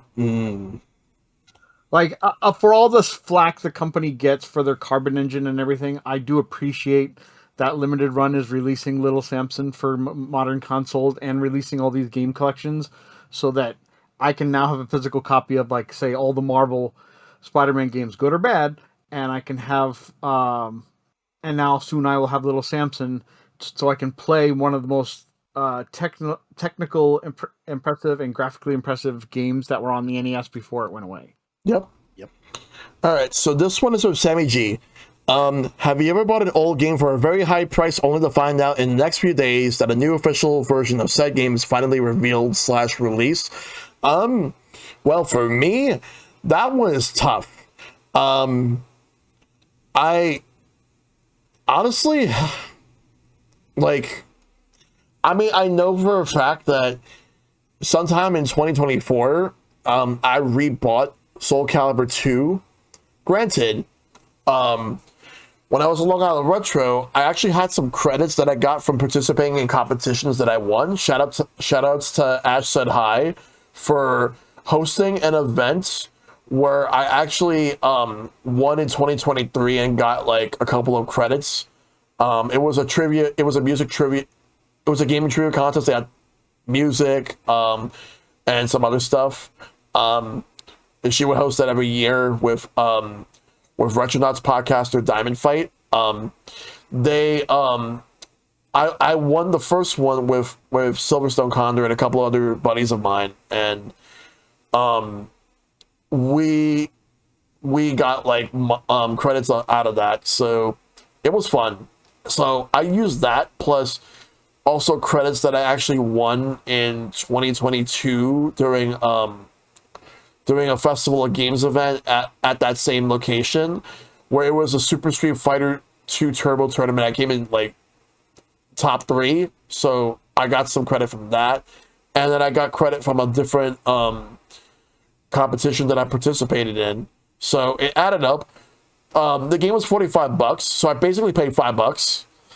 I guess this is the closest thing that kind of counts, because I got this, and then months later, Nintendo announces GameCube on Nintendo Switch Online, which they rebranded to Nintendo Classics, and Soul Calibur 2 is on there. So I guess that's the closest answer I could really think of. Nostalgia Alchemist? Yeah, I don't know if I particularly have an answer for this question. I don't believe I've encountered anything so close in proximity to me, like purchasing something that was classic that was like in a reissue or a re-release. But maybe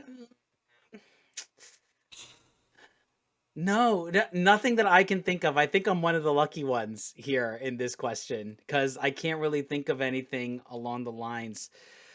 I could say, well, no, because I bought it years before. So no, I don't really have an answer for this one. Maybe lucky me. Yep. Zen? I'm just like with Jeremy. I don't really have too much of an answer for that one, because even the cases of like I buy a game and then it becomes available digitally, it doesn't really bother me because I'm just like, oh, cool. I have it physically. It's part of my collection. That's the purpose of why I wanted it.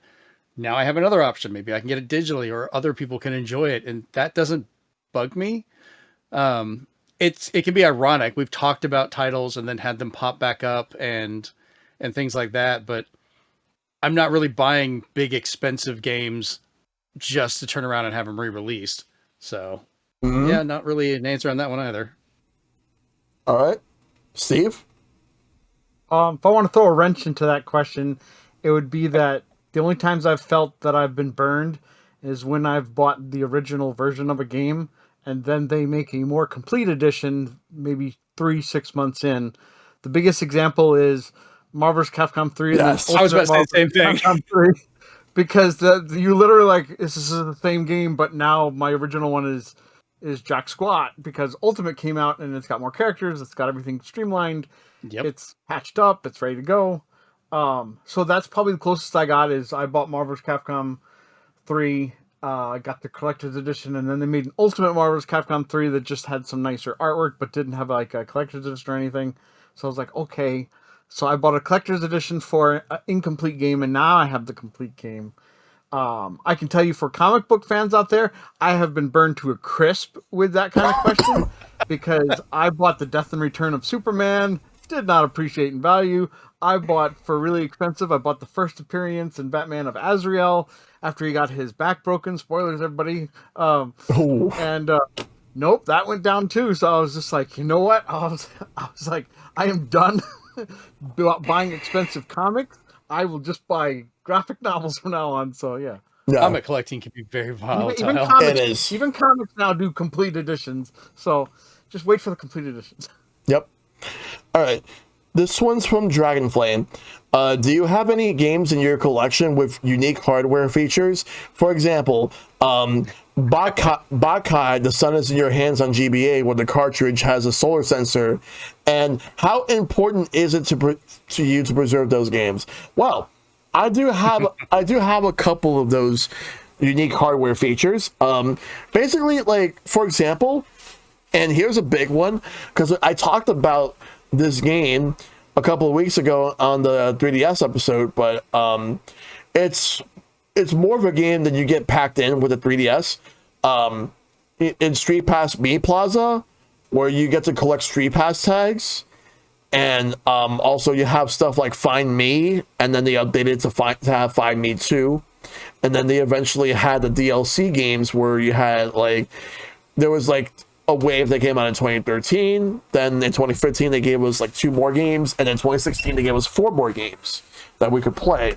So the entirety of Street Pass Me Plaza, being able to collect Street Pass tags and getting data wirelessly from other 3DSs, where you get to pass by somebody and then you get to see information like what state they're in, or what country they're from, what's their birthday, and what was the last game that they've played. I loved that. And also maybe like a little like fun fact about them, like for example, like they love cats or whatever, or what's their dream, whatever.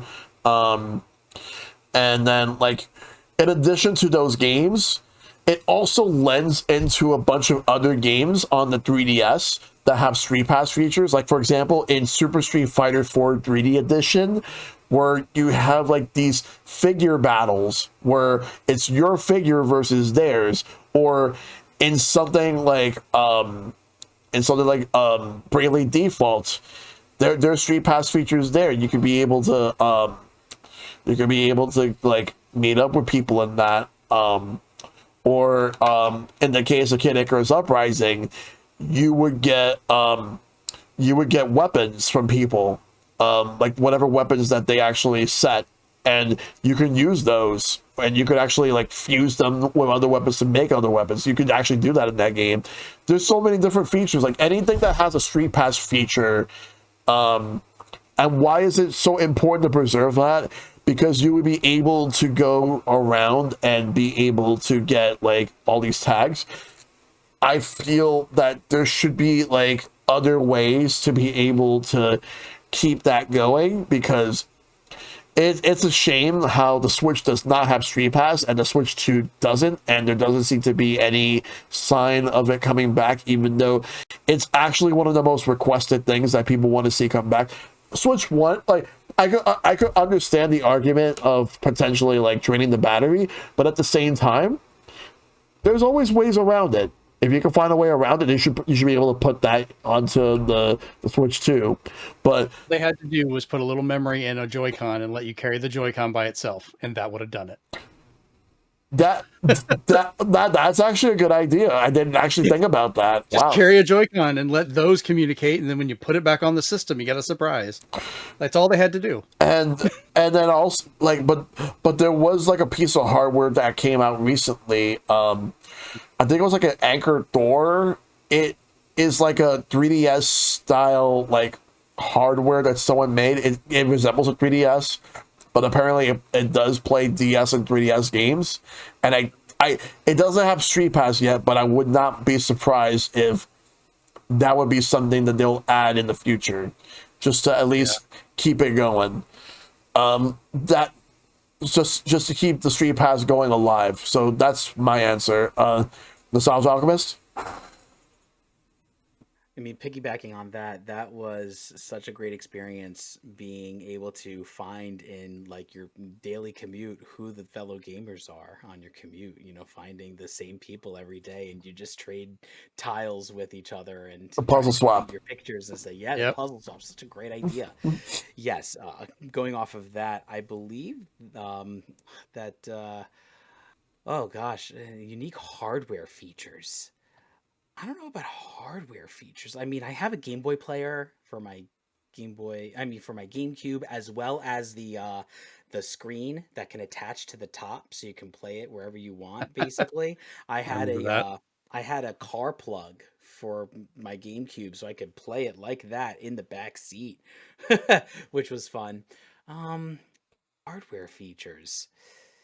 This is interesting. I mean, I don't know if I necessarily have anything that would constitute an external hardware feature, because most of the systems that I own are Nintendo, and the one that you just dropped on the 3DS is pretty much the one. But if I were to say, oh, you can buy this peripheral to make this do something cool, I would probably have to do the Game Boy camera and printer from the 90s. That Yes. was so much fun. Before the term selfie was even a thing, that's what we could do. We could take our pictures and we can print them out and make these cool little banners. Super Mario Brothers Deluxe. Use the printer. You know, you can make your own little like stickers and wrap them around things that you own. Like, that was such a cool feature. Those kinds of things I appreciated. For Yep. my money, I got more out of that when I was in 8th grade. I still have pictures on there from my 8th grade cafeteria on like a lunch period where I wasn't even supposed to bring out my Game Boy, and I was just like, let's just take some pictures. This is the coolest thing ever.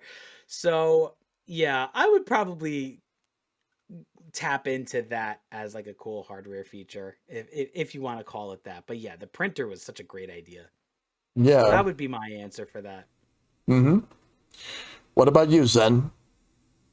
So I got a couple examples for the original Xbox. There was this lovely mech-based game called Steel Battalion. I had a feeling this was going to come up.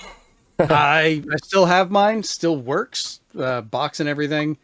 We're talking like 40 different buttons, 2 control sticks, 2 top hats, 3 foot pedals, all of which to play one single game, and it is absolutely worth it to me.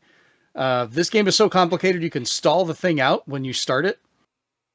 You could try and emulate it, but to get that controller working, like, you would need a full keyboard and a bunch of other stuff. Like, it's an experience upon itself.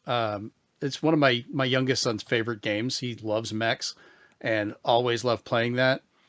What is this And we'll called? get Steel Battalion. It is It is ridiculous. I'll send you a picture of it. Like even the whole startup sequence of the light patterns going across this thing. And this was like a 2002, 2003 title. Yeah, Back in the day. and and it was made by Capcom, so Yes. that's how I found out about it. It was one of the Looking at few. it now, this is this is like Neon Genesis Evangelion level. Yeah, the green lights are the original release. The blue lights are the re-release. I have the green light one, and it's just there. Like I said, you're flicking switches and everything. It's like trying to duplicate an arcade cabinet. Like you can play the game, but it's never going to feel right. So I feel that is required for it. Another game I think that has a feature that is hard to emulate or copy is, you ever heard of the game Spectrobes? 1 or 2 on DS? Yes, I have. I remember those. I think I have the complete card set you would get, that you would put the cards, they were the size of the bottom screen, you'd overlay the screen, and they had little holes you would tap with your stylus in an order, and that told it which cards you had. And you could summon creatures and collect things and play with it. And it was such a weird setup to do that I absolutely loved using it. And then the last weird one I want to go into is Mission Impossible on the Game Boy Color, because it used the infrared blaster, or the infrared port on the Game Boy Color, to let you turn it into a universal remote as a feature in the game, so you could mess with TVs or other devices as a spy. And you could set it up, be somewhere with just a Game Boy Color, and like turn someone's TV off or mess with things. And it was such a fun little thing that was only on the Game Boy Color. It never, sadly, they dropped that feature when they went on to the Game Boy Advance and just never brought it back. Yeah. So, Steve? Oh, I have a lot to cover there. So, yeah, but so do I. I cut it back. But shout out to the Game Boy player. I do recommend, Jared, that you find Kirby's Tilt and Tumble so you can tilt and tumble your GameCube and play the game. It's probably why it's messed up in the first place. I had in my personal opinion, displeasure of playing Steel Battalion, and yes, there is a dedicated button for the windshield wipers and an eject button, which I used a lot. If you don't get eject in time, it will erase your game if you die. It was permanent. But for two that I personally have, and two that I'm personally looking for, is I do have the plush baby that I would put the Wiimote in for babysitting mama. I forgot about that. It's just not the same if you try to play that game with just the controller. You just need to be looking at a plush baby. It's just say what now? I worked at the store when we were having to sell that. Babysitting mama. It's part of the Cooking Mama empire, but you had to shove a Wii remote into a baby, zip it up, and then you would just cradle it, shake it, whatever you need to do to. Is this real? Yeah, God bless motion controls. What? No way. Let me actually look it up. Oh, it's terrifying because it's a doll in that art style. And then the other thing was for anybody who remembers the game Rez. What the fuck? The game was a great rhythm game for PS2. Oh, I know. Rez has now gone on to have all these other iterations on newer systems. But back in the PS2 days, they made an accessory called the Trans Vibrator, which only worked with Rez, which I have. When you ordered it, it came with a box of tissues because, as the sales line says, it is for a rhythmic and sometimes intense and sometimes sensual experience, depending on the stage you're on. Which I was like, okay, I'm not going to open this, but it's a cool thing to have. It's an official vibrator accessory, basically. I'm sorry, but I know like you're going to continue saying about this, but I just say that you kind of took me out of it when you mentioned the babysitting mama. Oh my god. That's a good continue.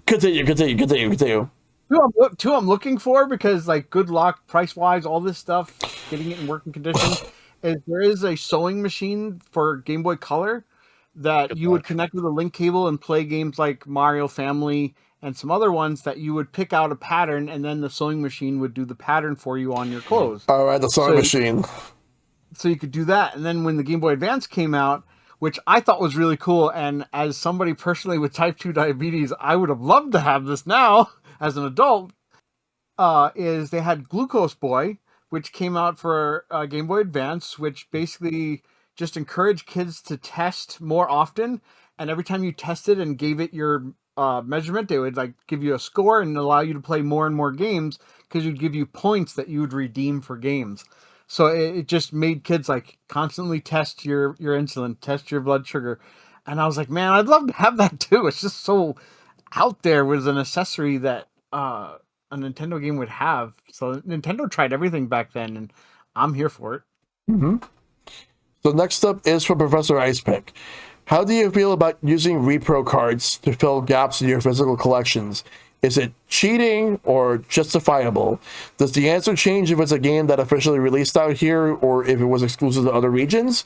Well, for the first part of that question for me, I prefer to own the actual cartridges over the repros. I understand the argument of owning the repros, like in case if you find the cartridges and they just will not work no matter what you do. But at the same time, if that was the case, what I'll do is I'll just contact someone that I know who can actually fix that for me. Looking at you, ZensPath. I would prefer to own the original versions of the cartridges, or even like the greatest hits versions or player's choice, whatever.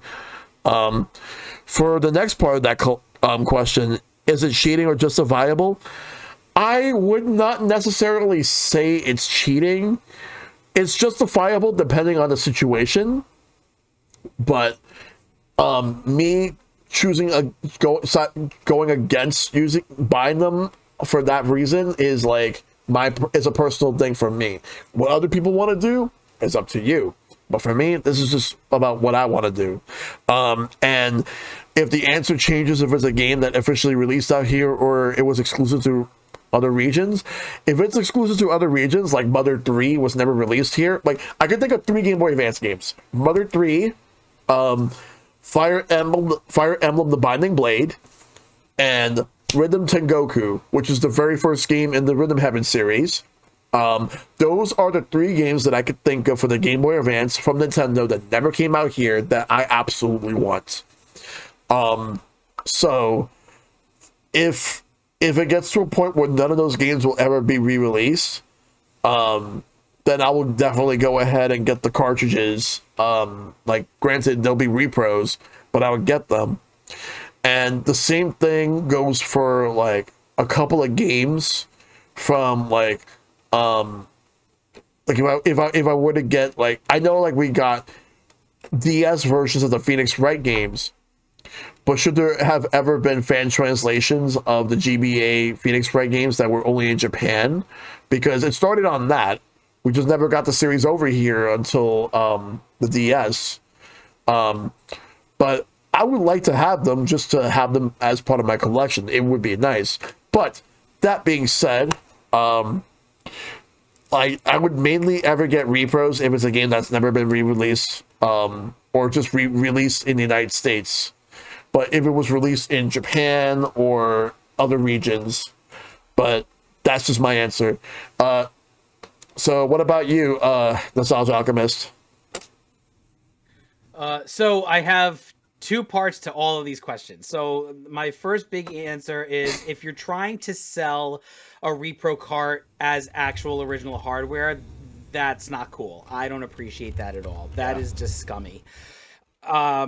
Do I appreciate someone taking the effort to make something like that for someone who wants to play on original hardware? Yeah, absolutely. But they have to sell it for the cheap. You have to sell it for what it's made for. In terms of wanting it because it's not accessible, like with the Mother 3 card or the original Rhythm Heaven, yeah, absolutely. If you could find something that has been translated or can be accessible because the actual effort has been put into it, sure, I can absolutely attest to doing that. Now, when it comes to repro carts on the whole, if you put in the effort like this, absolutely 100% yes. If you are going to do a repro cart, put in this kind of effort, because it makes it worth its while. It makes it worth its weight. There's so much included in something like this, and it's actual like hardware. You can actually put this in the Sega Genesis and play it, and it's fine. So things like this make the repro carts worthwhile. But again, if someone's making a repro cart and they're trying to sell it for actual price, that's no good. I don't like that at all. It's harder now to tell that with the quality of printing that's going out right now, but there are, of course, ways to figure out how to see where the plastic is differentiated, where the printing is in 3D printing. So we're finding our ways to make sure that it's the authentic, real thing.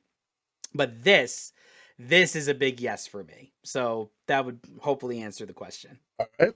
Sounds good. Zen. So I have a little bit of a different thought on some of this. Like, you mentioned Mother 3, and this is the copy I bought last week. I paid $20 for it because I wanted to play the English translation on a Game Boy Advance, or at least on my my Analog Pocket is what I usually play this on, which is fine. But another example, like you pulled out the Mega Man, which I have that one. That is a great version of that. But I also recently got Doom, the updated one for Super Nintendo, which is a little bit of a bluish color with it. They updated the hardware on it, lets it run and do things. You can get rumble on it. Nice. Stuff like this. Yeah, these are official releases. I think those are fine. I think, honestly, there should be more repros. And the reason I say that is, could you imagine if you tried to read a book and you can only get a first edition? Yeah. How many books can you read because they've gotten republished over the years? You get a paperback. You know what it is. It's clearly marked. Companies should find a way to legally let that happen more often. Yeah. Because I think you could then have standards that can go by to keep your hardware safe and do things like that. And I'm fine with reproductions. Like, if I get a Super Nintendo copy of Chrono Trigger, it'll probably end up being reproduction because they're expensive as heck. The version I like to play is my DS one. I like that version. That's the official one I have. It's my favorite one. But as long as they're clearly labeled, I don't see a problem with it. You know what it is. The stores I went to this week had them very clearly labeled. They had a section for them. They had a bunch of variations of Pokemon games, which are probably the most copied in the world. Yeah. They had a Smash Brothers for N64 repro that was made that added a bunch of stuff. I was almost tempted to buy, just be like, that's just weird. I want to try it, and it can be fun. And you can get people that are making mods and finding ways to get them put out for people to share. And like you said, use original hardware, when needed. So I think that should become something a little more available, instead of just, okay, I have to have the original and go with that. Because we got to be a little careful not to be too snobbish about the collection. If you play the game, like even for Chrono Trigger, it's like, you played it on DS. That's not how to play it. And it's like, I played the whole game. Who cares? Yeah. Like, that was my easiest way to access it. It got all of the extra stuff from the PlayStation without the load times. And I got, whatever. Yep. And some people get like that, but I think they're okay for that point, as long as they're clearly marked, and they should be more of them.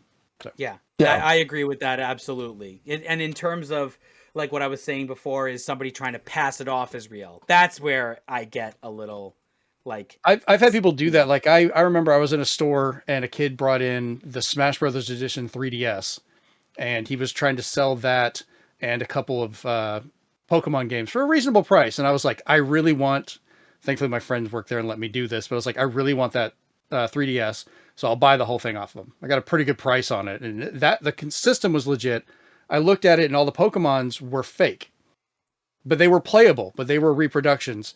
And my friend that was there was like, I haven't played any of those. And I was like, here, you can just have them. The reproductions. You don't care. You just want to play it. You'll get the same experience. Enjoy. right.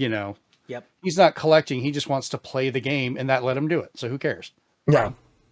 Also, before we continue on, I just want to say real quick.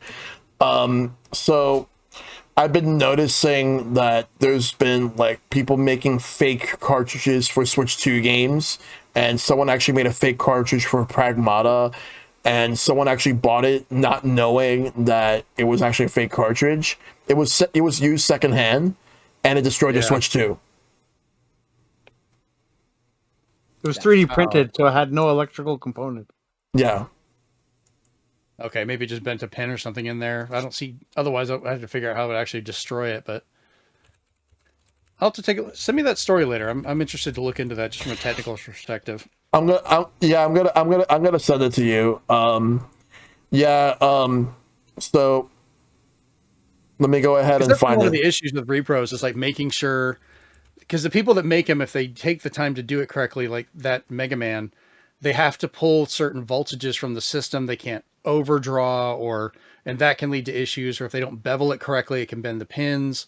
So that's why I say if they could legit do more of those reproductions, there could be standards people could follow a little bit better, which is like why I was happy with the Doom cartridge. Feels like an actual one. It's funny how they relabeled everything to be limited run on here. But it's doing more with what it has without pulling too much power, and it runs well. Yep. So it's nice how they were actually able to do that, and I can comfortably do it.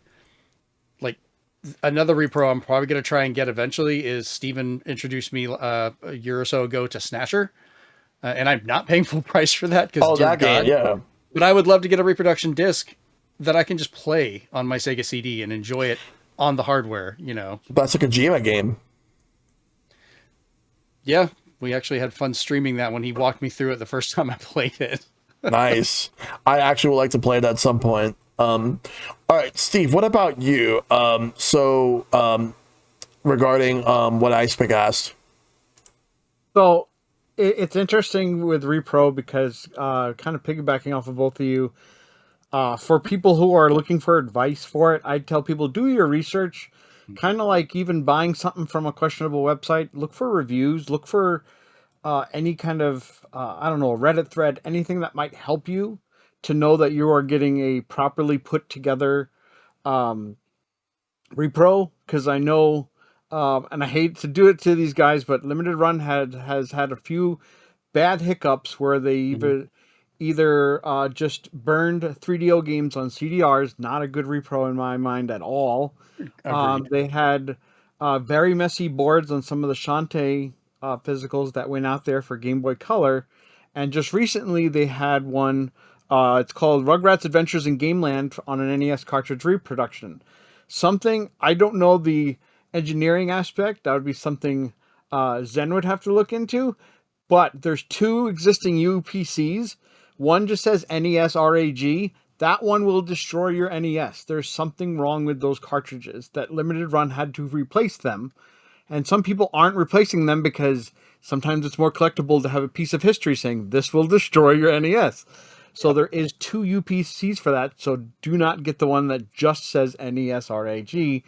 And then I want to harken back to like I Am 8-Bit, where people said their Street Fighter II 30th anniversary editions were excessively hot because they didn't, at the time, their first run didn't have a really good amount of into the actual circuit board. And they said in their FAQ, oh, the ones going out now, we've fixed that problem. So do your research.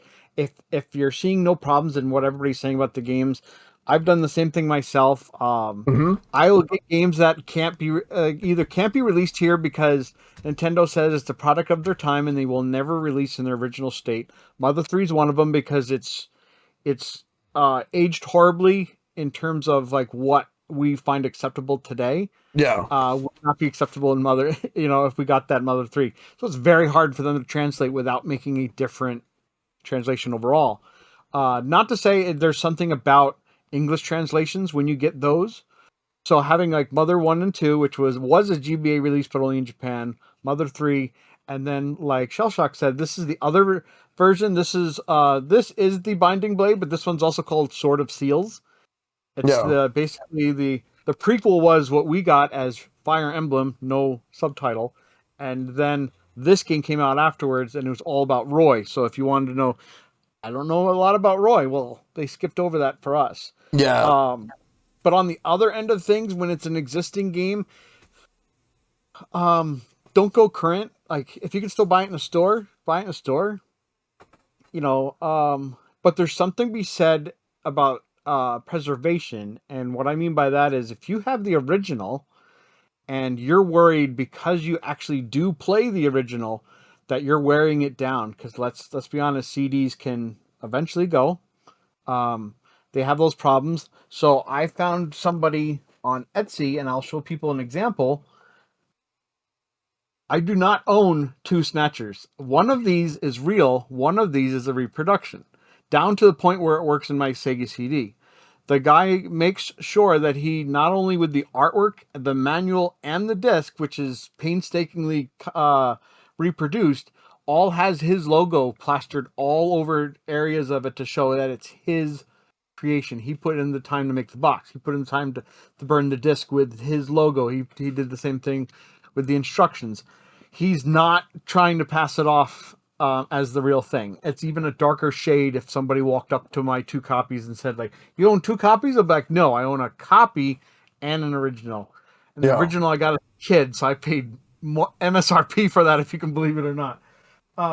But the reproduction, like, there's something to be said that I'm going to play that one because I annually play Snatcher on June 6th, which I call Snatcher Day, because that's what's always spoken about in the intro to the game. Is June 6th is when everything happens. So I play the game through its completion every year. It's an annual thing of mine to do.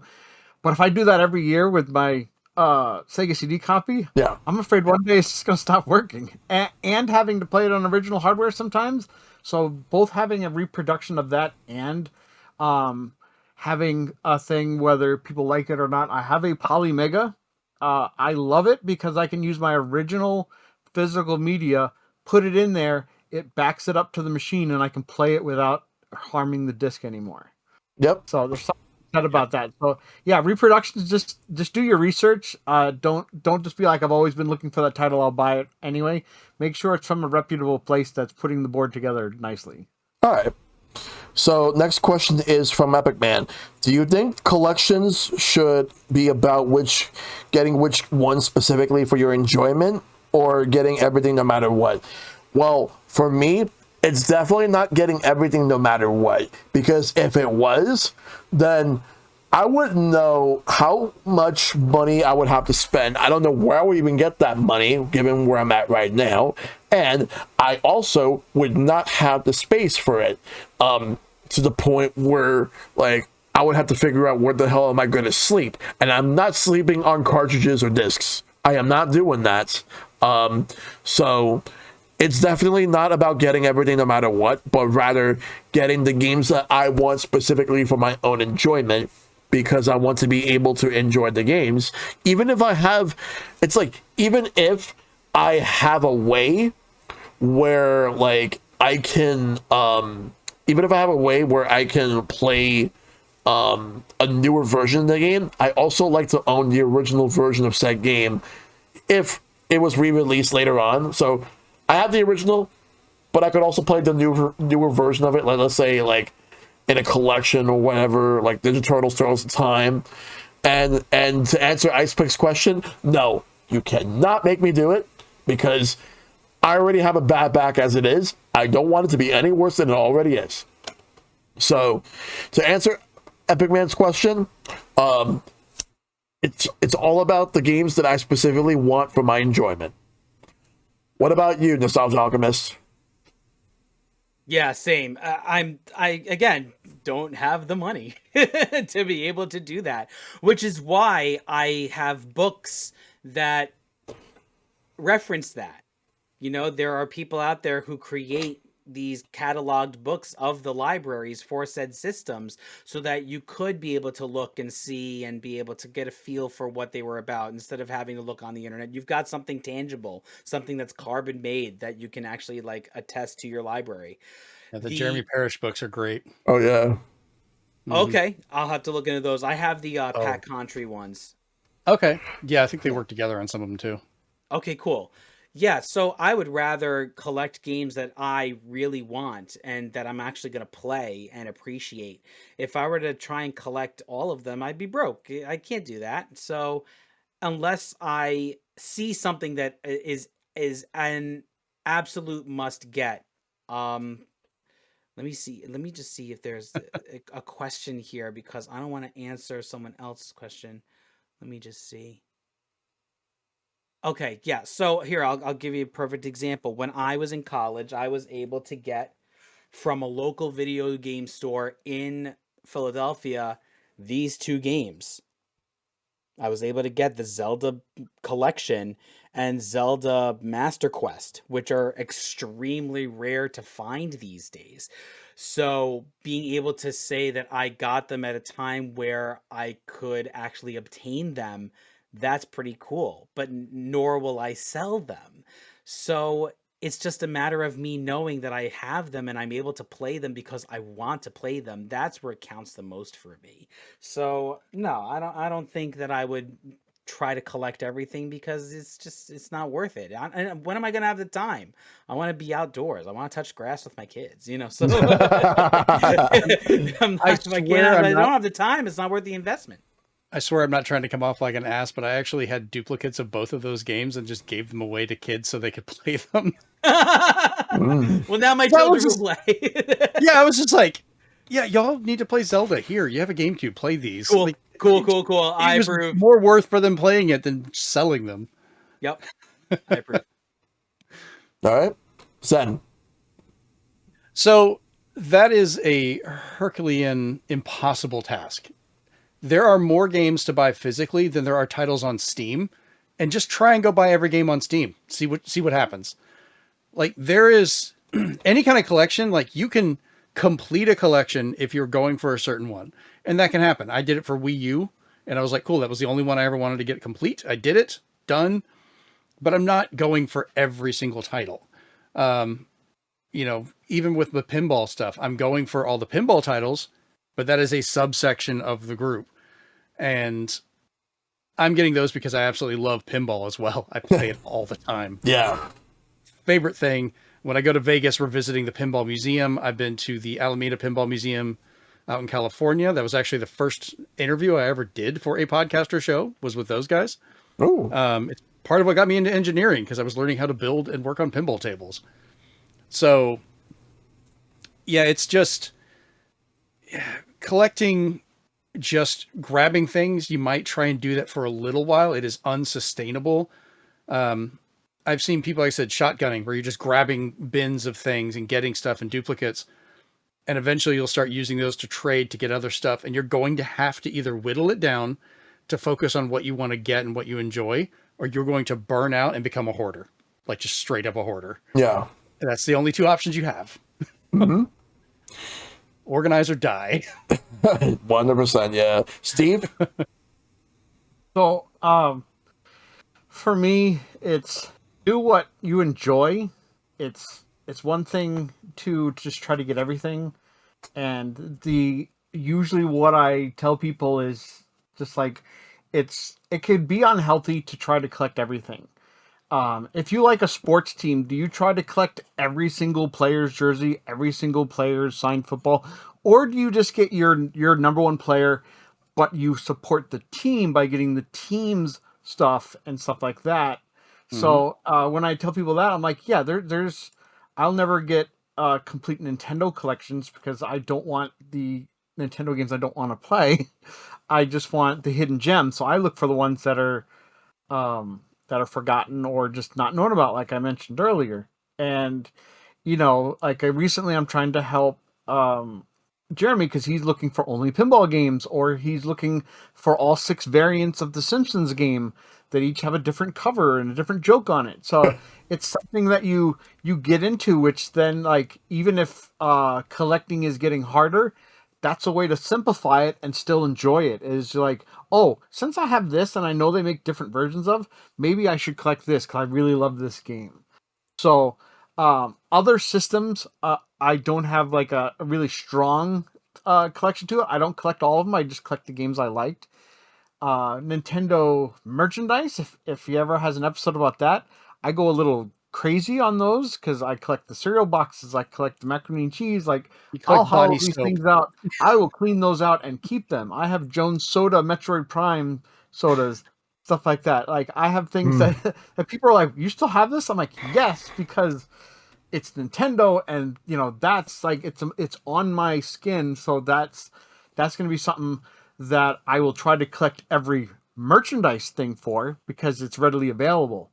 But if you try to do that with games, you're going to find yourself on a quest. And yes, there's people out there, content creators, who make a good living. So I've seen one that says they are starting from scratch and trying to get a complete inbox NES collection. And they're going to post it all online, and you can follow them on their app. And I'm like, they're doing their thing. You can follow their journey if you just want to see how it goes, but don't take it as you need to collect everything, because that has to either be a far-reaching goal of yours to one day do it, but I wouldn't make it like, I wouldn't turn it into a white whale that you're going nuts for it. Right. Because then eventually you're going to pay a down payment on a house for a game, and then you're going to be like, you're going to feel like you've just finished all the seasons of a particular hit TV show. You're going to be like, now what do? I feel hollow. So it's not healthy. Just do what you enjoy, because then you'll know it might be easier for you to find, say, all the Simpsons games or all the pinball games, because you'll sometimes at least have 1% success in those. Mm-hmm. Yep. One piece of advice I'd give to people if you're looking for collections, look in the general and find what the most rare and the most expensive part of it is, and decide, am I willing to go that far if I want to complete this set? Right. Like, I'm going for all the Resident Evils, which I have so many of them. I love those series. I'm going to be paying out the ass for that long box PS1 and dear God Saturn games eventually. I'm aware of it, but I'm okay with that personally. Yeah, So, everybody collects differently, so yeah. It's not a race. If there's any manuals for the retro games you're missing, I have them all because I've preserved them, but I have no emotional connection to them. I have no attachment to old retro game boxes unless they are truly in my childhood memory. So I have NES boxes, I have manuals dating way back, that if people are like, I wish I had this, I'll be like, I might have it because I don't need it, and I'd rather somebody really complete their set with it. Yeah. Like, I know for a fact that I'm never going to have every single Mega Man game that I want. Like, I'm never going to get Mega Man X3. That is so expensive. I know you have it, ZensPath. I know you have it. The story still drives me insane. A friend of mine, for my birthday, my friend Remy, I love him. We joke, he is gay with no kids' money, as he likes to joke about. The man drives an electric Porsche.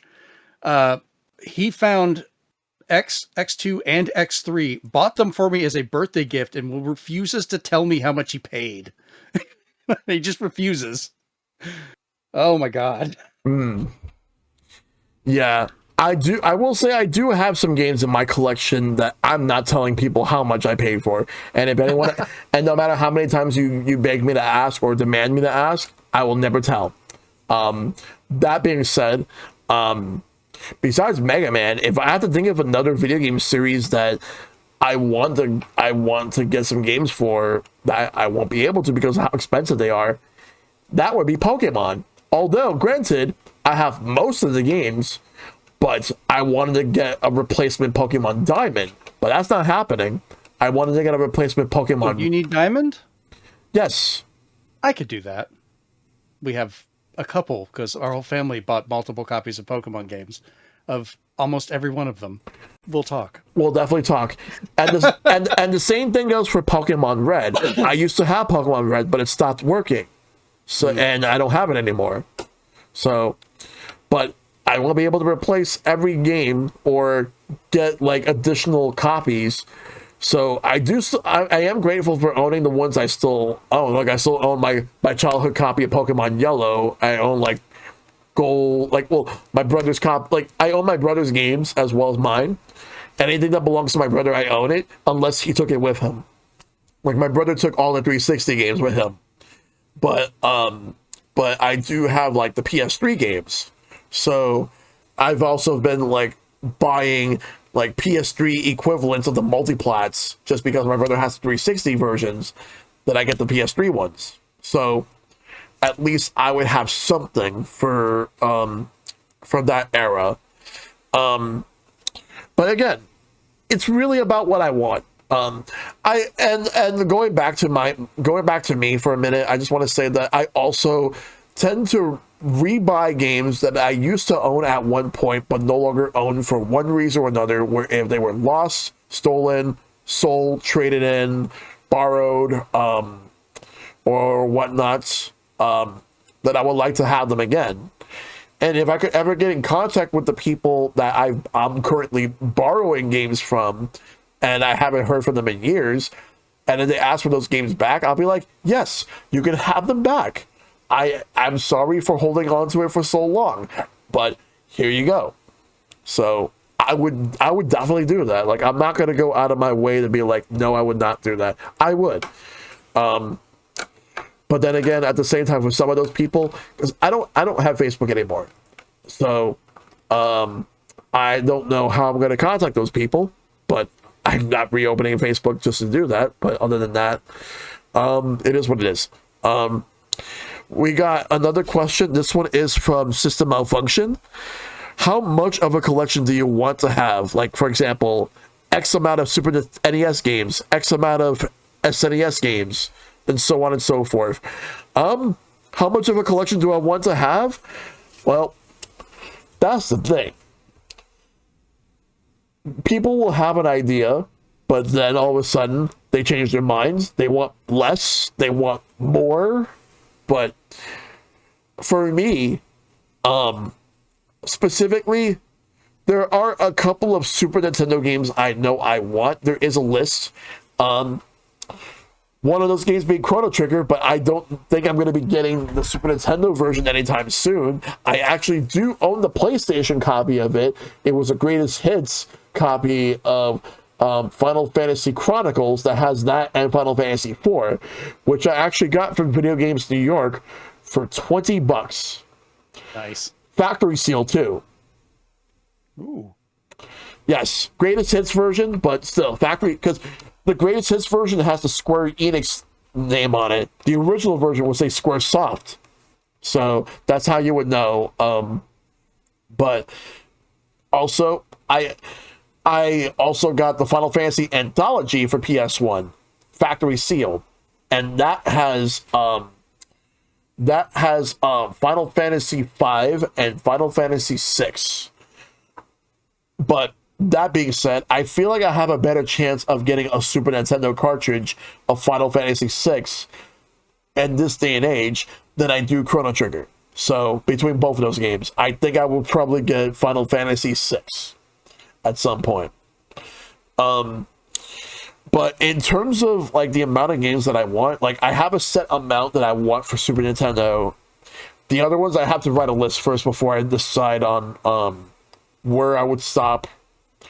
But I'm not gonna. I know for a fact that I'm not gonna get everything.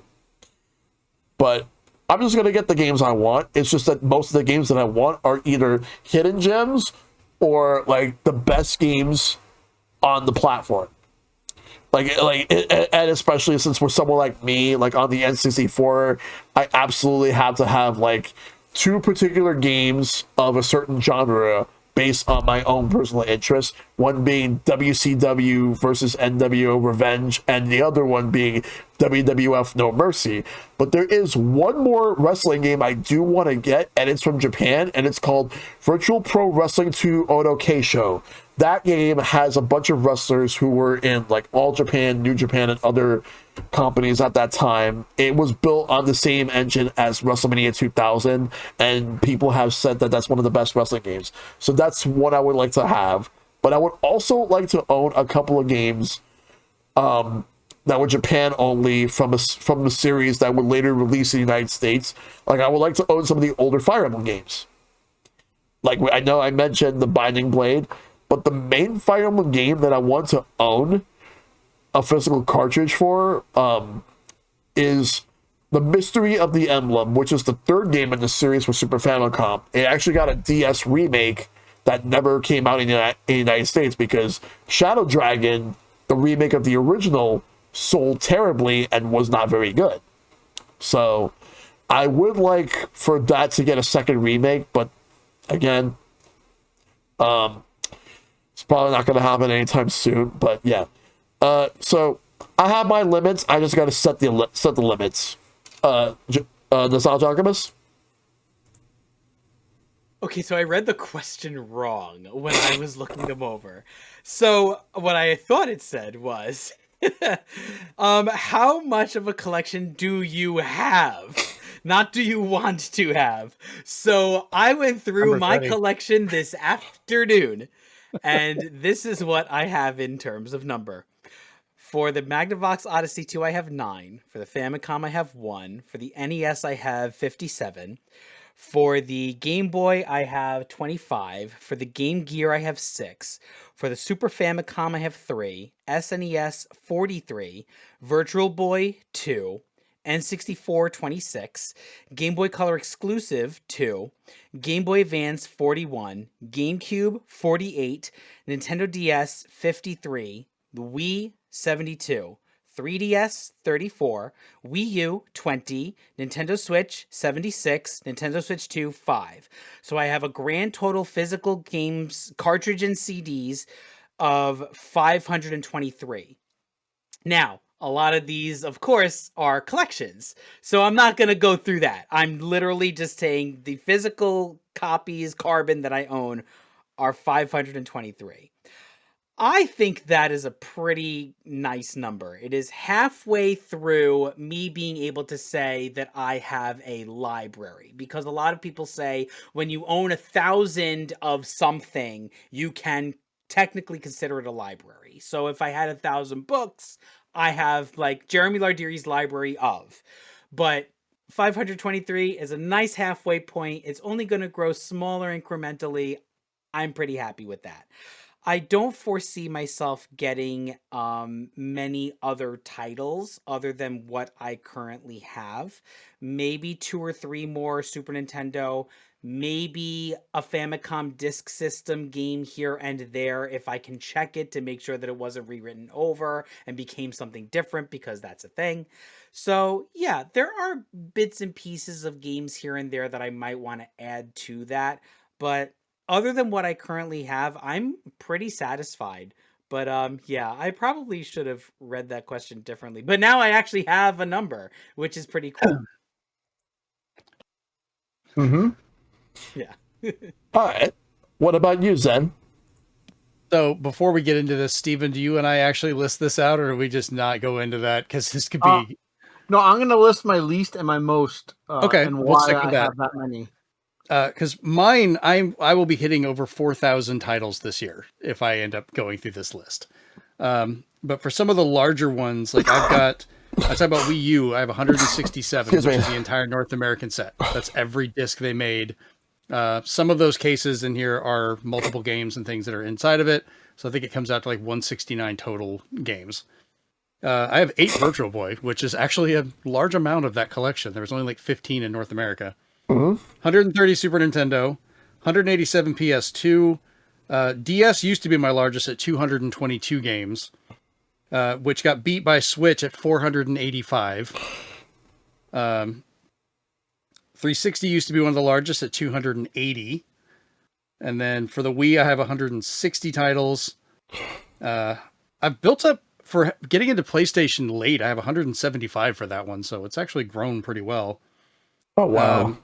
137 N64 games, 134 3DS, 186 NES, 125 GameCube, 126 Game Boy Advance, 103 Game Boy. Like, it could go for a while. You know, I don't have a limit of how my collection's going to grow. The number is kind of fun to follow, but I don't go for complete sets except for the Wii U. Like I said before, because that is the system that means the most to my family, because that was the console. My daughter, she has an anoxic brain injury.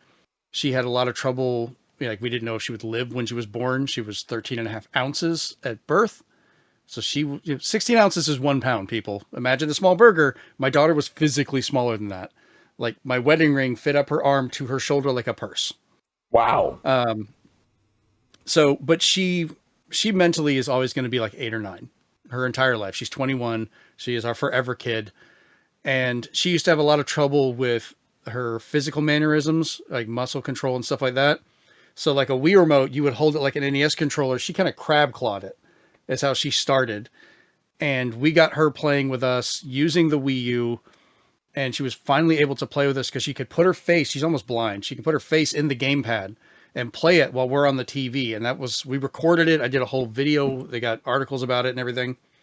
So the Wii U has always meant the world to us. And she's got great hand-eye coordination and is a ridiculous gamer to the point she's beaten Mega Man games. I haven't even beaten all these Mega Man games. Wow. It's insane. So I made the choice that okay, I had all the heavy hitters on the Wii U already, and I was like, I'm going to see if I could just finish it. And I had fun with that little challenge. And yes, Stephen will agree. I got some absolutely stupid games. I have so many Just Dances. I'm probably on a list somewhere. But I wanted to finish it. I got it done and it was great. But beyond that, I have no interest in trying to finish a console. I like my subsets as targets to keep me interested and active, but going for everything, once again, as I said before, is an impossible thing. Like, it's just, you can't have everything because no one has the room for it. And if you do, you don't need all that money. Do something else with it. You can have more games than we all do combined and do better with other people if you have that much space and that much riches to handle. Yeah. So, Okay. that's my rant. Good rant. All right, Steve. Steve. So what you see behind me, that's 3 decades. That's not a couple of years. That's not 1 decade. It's not even a couple months. You know, there are people out there who will just buy it all outright just to have. Yeah. But I kind of like my stories behind all of those back there, and my collections aren't about size, but they will grow in size depending on how many good titles there are.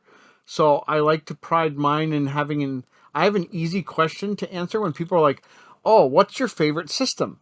And I'll be like, "Well, let me check my app, because whatever I own the most games for is my favorite system at the time, because that means there's so many games I can tell you about that I like to play." I won't list all my systems because it's not that long of a show. But the most games I have are for Nintendo Switch, which got a lot of collections, a lot of re-releases, a lot of ports, just a lot of good stuff. So that one sits at 946 titles.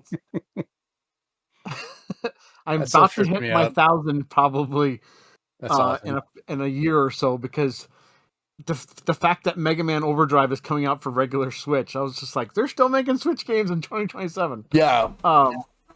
But my lowest one, if we're not counting games that just I buy to buy or something like that, would be the Atari Lynx, because there's 3 games that are very special to me on that one. Mhm. And that's APB, because that was a game that was never ported to anything but the Lynx for some reason. And the rest of the systems got the arcade versions because they got them in Midway Arcade Treasures, or they got them in collections. The second one is Ninja Gaiden for Lynx, because it's the only console version that plays like the arcade version. The rest of them play like a completely different Ninja Gaiden. And the last one, the game was so good it got ported to other systems, and that's Todd's Adventures in Slime World. Oh, God. Such a good like preface for people who say like, I want to play a Metroidvania, but I don't want it to be too complicated. I'll be like, play Todd's Adventures in Slime World, and if that's good for you, and the difficulty is just right, you are ready for all the Metroidvanias, because that one does not cut corners.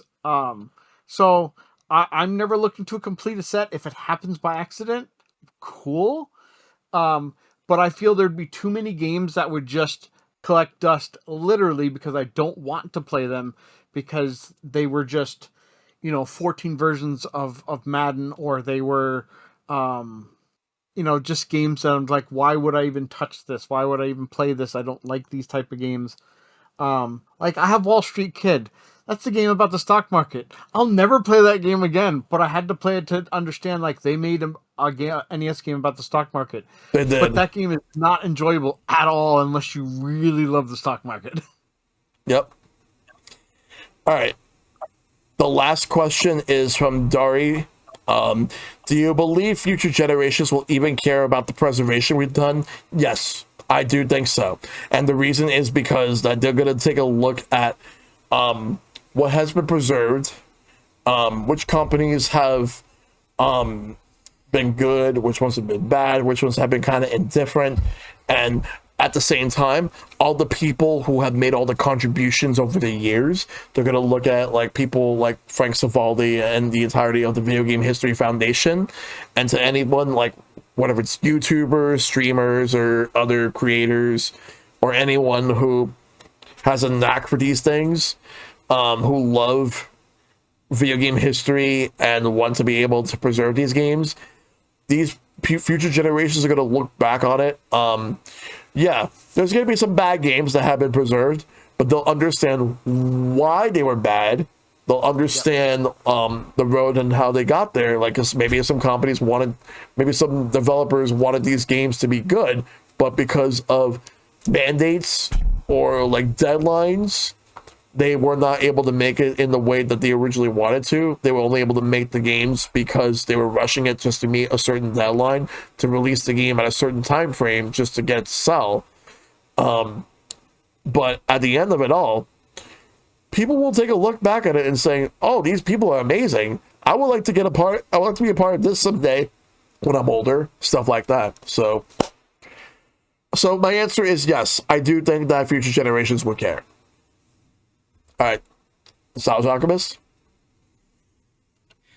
Yeah, I also have a resounding yes. Like I was saying before, that the bulk of what I, pride myself on in terms of collecting and in video game preservation is the literacy, and it's the literature, I should say. I'm sorry. So what I have here is I have just a small sample of why I believe that it is super important for younger generations to preserve the things that they love. And it doesn't just come down to video games. I mean, we have things that are originals. We have these kinds of books where we have word out of nowhere in the back of this book that says games that are coming out. And one of those games was Donkey Kong's Revenge or something like that. And it's talking about a Donkey Kong game that was never going to be. So you have mention of that. You have mentions of these little things, not just the interviews. You have just pieces of information that just never came to fruition. We also have, of course, the Nintendo powers. We've got from start to finish. We have these kinds of libraries that are highly revered, highly sought after, and are trying to be digitized. But when it comes down to why the preservation is going to be important for future generations, for the most part, are the people who contributed to it. My late uncle was a graphic artist, and he passed right before COVID hit from cancer. Mm-hmm. And little did we know why we had these three volumes of these magazines in his basement when my aunt and his daughters, my cousins, were clearing it out. And I found out on broadcast that he was one of the contributing artists for these magazines. And that is family preservation. It's part of a legacy. Again, we are experiencing stories. The story about your daughter is beautiful, Zeph. It's just one of those things where we have to preserve it because that's where the stories come from. That those human interest things, they could, put those on whatever YouTube channel they want, you can have it. But when it comes down to it, the why of the preservation goes far beyond it just becoming a hobby. And again, that's with anything that you're interested in. It comes down to who contributed to it, how important that is to you, and what it contributes back to you that you can give back tenfold. We always say that the true measure of a human being is how they can treat someone who could do them absolutely no good. And for somebody uh, to truly understand that from a hobbyist's sake, is hitting above bare minimum. You're actually understanding what it's all about. The preservation of the human spirit goes far beyond you just wanting a quick buck for selling a repro card at a higher price. It goes far beyond wanting to just look up something and overprice somebody for it. It goes to who was the contributor and why you're holding on to it. Like, but I had no clue that these were why. And then I was like, you know what? Let me look at the credits, and I found my uncle's name on broadcast. Who knew? And those are the kinds of special moments that are worth the preservation, are worth the clips, are worth the stream markers. Those are the most important part to me as to why the younger generations have to do this. Again, it goes back to when I started the podcast. It's cavemen painting on walls. This is what we did. and it lasts. It's a testimony to our species as to the stories that we're able to tell. Um, I don't believe that a generation could be so poorly driven to not preserve, because with wisdom and experience, those kinds of preservation notions become a little bit more profound. Futurists even will say, yeah, we did come from this, but we have it and we're going to keep pushing forward. Whereas people like me who do choose to look backwards are going to understand its importance and understand how we can take that and progress forward in a positive light.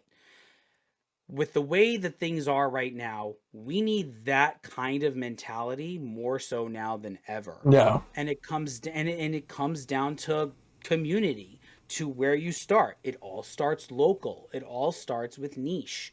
And if you are able to positively impact those future generations by not gatekeeping and by not saying you're wrong because I had it like this way, none of that is, all that is noise. None of that makes sense.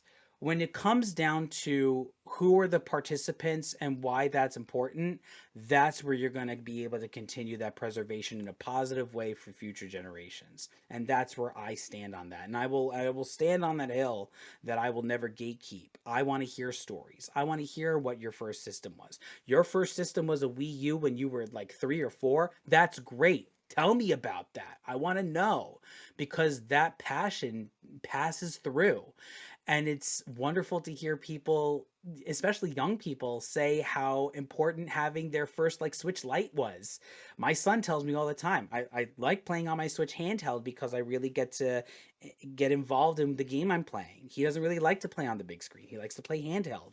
It really just zones him out and it gets him back into his comfort zone.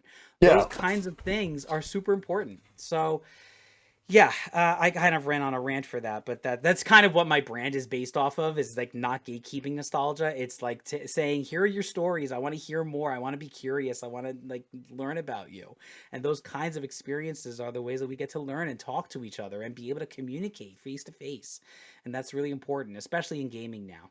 Mm-hmm. That's a Awesome. very great way to look at it. I like that. Yeah, it's just it's important. It's important for us as adults, really, as mature adults, to be able to say, I want to know why you're so passionate about your, random 2DS. I want to know why you like having the two screens. Like I want to know, because that's how we learn. We learn Yeah. and we can formulate opinions that are not procurated in negative.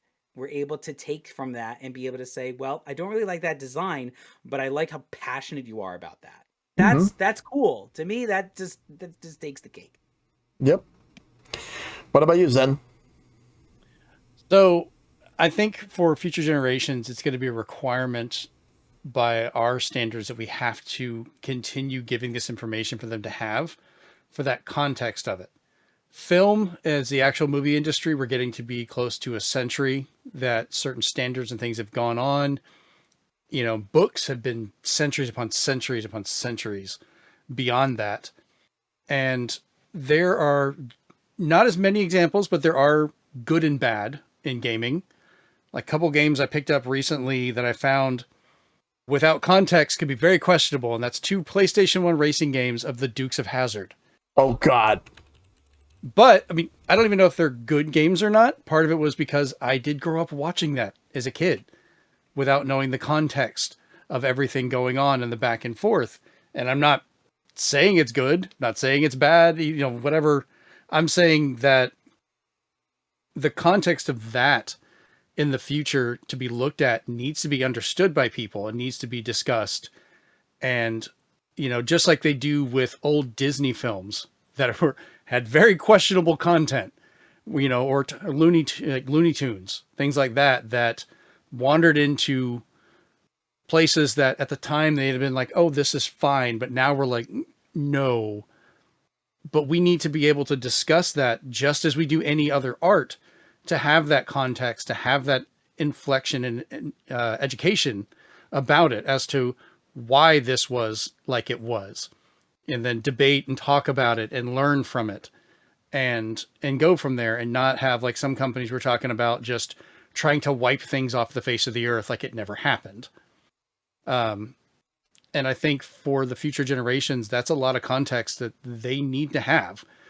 Because can you imagine how movies would be if we just, like, how would you look at Disney if they just completely, and they do it for some stuff within reason, but like if they just wiped out some of their older animation that was very questionable. Yeah. Not just like the fact that I understand they don't display it or stream it, but they do make it available for like educators and things like that. Like they haven't just wiped it off the face of the earth like it doesn't exist. And, you know, Warner Brothers through HBO streaming the old cartoons would put warnings on it going like, hey, this is a product of its time, you know, the context of it, but they still let them be there for people to look at and understand what it was. Because like we've got games like NBA Jam made fun of presidents. It had them in there as goofy extra characters you could get. You know, that's part of political history of how that was brought up and put into it. That should be brought up in the history of this as well for parts of that. And there's games that are different political movements or belief systems or different things like that need that context around it. Other than just, oh, I can play this game. I need to know the story around it. And that is what interests me in preservation, is preserving that context. Mm-hmm. Because that is something, if I just give you a game and you play it, you may be like, oh, this was fun. But if you don't understand, like, okay, I liked this Dukes of Hazzard racing game. That was kind of interesting. Why is everybody upset about it? Well, there's a very bad history with the flag on the car, and how when I was a kid, I didn't understand what it was. And it was a show that I loved. I grew up with it. I used to love the General Lee as a kid. I lived in the mountains. I lived up in Virginia, you know, before I learned the history of what it is and that whole context. It doesn't change the fact I was a kid and I loved the show, but it does change the context of how I view it and what they were trying, what, you know, some of the people making the show were pushing and believing, and vice versa. They need that context as well to be educated and move on with it. Yeah. And that's something we need to remember for a lot of that future generations are going to need. Yep. So what about you, Steve? I think if everybody's looking at history, if the sales of vinyl has taught anybody anything, and the fact that there's been a resurgence for VHS collecting, that I've seen even on platforms like TikTok, it's that it's never too late to start collecting. It's never out of your generation's scope. There's antique stores, there's antique malls, yep. there's mom and pop shops, there's pawn shops. You know, somebody got rid of something at some point. And as one of my favorite people, Marie Kondo would tell everybody, is, does it spark joy? If it sparks joy, go for it. Mm-hmm. It's never too late. There's tons of stuff you can get into. You know, my wife is you know, collects My Little Pony, and they've gone through what, 6 or 7 generations. She only wants the original generation. Guess what? Just celebrated an anniversary, and all the first generation came swooping back, so she can kind of complete her collection. That is great to have something re-released in that aspect, and kind of reward a future generation and stuff like that. And you know, to have that, she's also looking into the lost art of edited for TV versions of movies, where they take out all the swear words and they put in the silly words. Great Outdoors, Blow It Out Your Kazoo. It's like, you know, Breakfast Club, You're a Monster. These are hilarious, and they're not on DVDs. They're not on Blu-rays. There's nothing to be said about licensing, because all they did was just dub over it with a different word. So why aren't those preserved? It's these little things that people need to know. Like, did you know that you could watch RoboCop on USA one day? Yeah, a lot of it was missing. And yeah, you could watch Looney Tunes on Saturday mornings, but all the violence was basically pasted over with static pictures of the characters instead. So you wouldn't see a bowling ball hit somebody because they were afraid a kid would then go to their roof and push a bowling ball. That was the product of the times. And instead of having that warning, they would just change things, We get that with Disney now changing, you know, Lilo and Stitch to a pizza box that used to be a washing machine, and putting digital hair in Splash with Daryl Hannah's character and stuff like that. So we are getting things changed under our noses, and they're not being told. So it's important to know also for future generations when they are collecting, like, that's not always how it was. This is how it was. This is what it is now. It's to see that progression, to see how the times change, to see how things back then won't fly today, and games have to be a little bit different. It's not woke versus anti-woke. It's just what is proper, what is kind, what is honest. You don't want to put out something that's just hateful. It's just why. So it's important to know all that. And, shout outs to all these stores that do sell all this old stuff, because it's nice to go in there and see everything from old gadgets to cookware that has lead in them. Like, you learn a lot from the past. You'd never know that the dish you've been eating ice cream out of all these years as a kid has lead now. I just threw them all out. Radiation. So that's what's important about collecting, and that's what's important about preservation, that's important about history. Like, you know about the history, then you know about the games themselves. Yep. So yeah, I think it's very important for kids to know that, and that's why I think even emulation is important for somebody who has no money and just says, "Oh, well, I have a computer." Okay, well, as I mentioned in the beginning, you can go to the Internet Archive, play games in your browser. You can go to Abandonware. You can go to Home of the Underdogs. There is places now where you can see these older things of history and be able to play them without spending any money. So if you want to know more about it, kind of like museums, there's free ways of doing this. So it's nice that we have this that I didn't have as a kid. I couldn't just walk in and be like, I want to play this game. I had to go find it.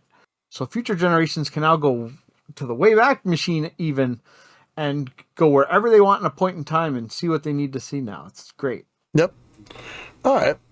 And with that, that's going to do it for the show, because that's all the questions.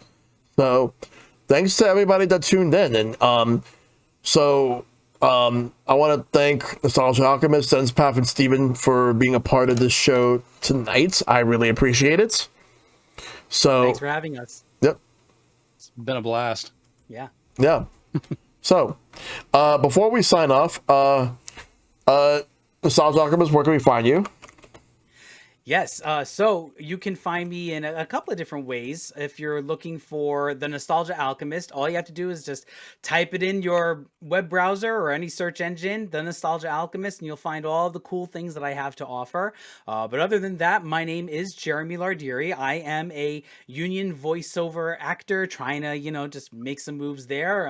I'm also a dance teacher, and I'm just always here for whenever you remember why. And Shell, thanks again for having me on, and it's very nice to see the other two wonderful gentlemen there, and we've got a lot more awesome stuff coming after this podcast is over, and I'm very excited. Absolutely. Now, ZensPath, where can we find you? So you can find me over at ZensPathCom over on YouTube, as well as on Threads, at ZensPath.com over at Blue Sky.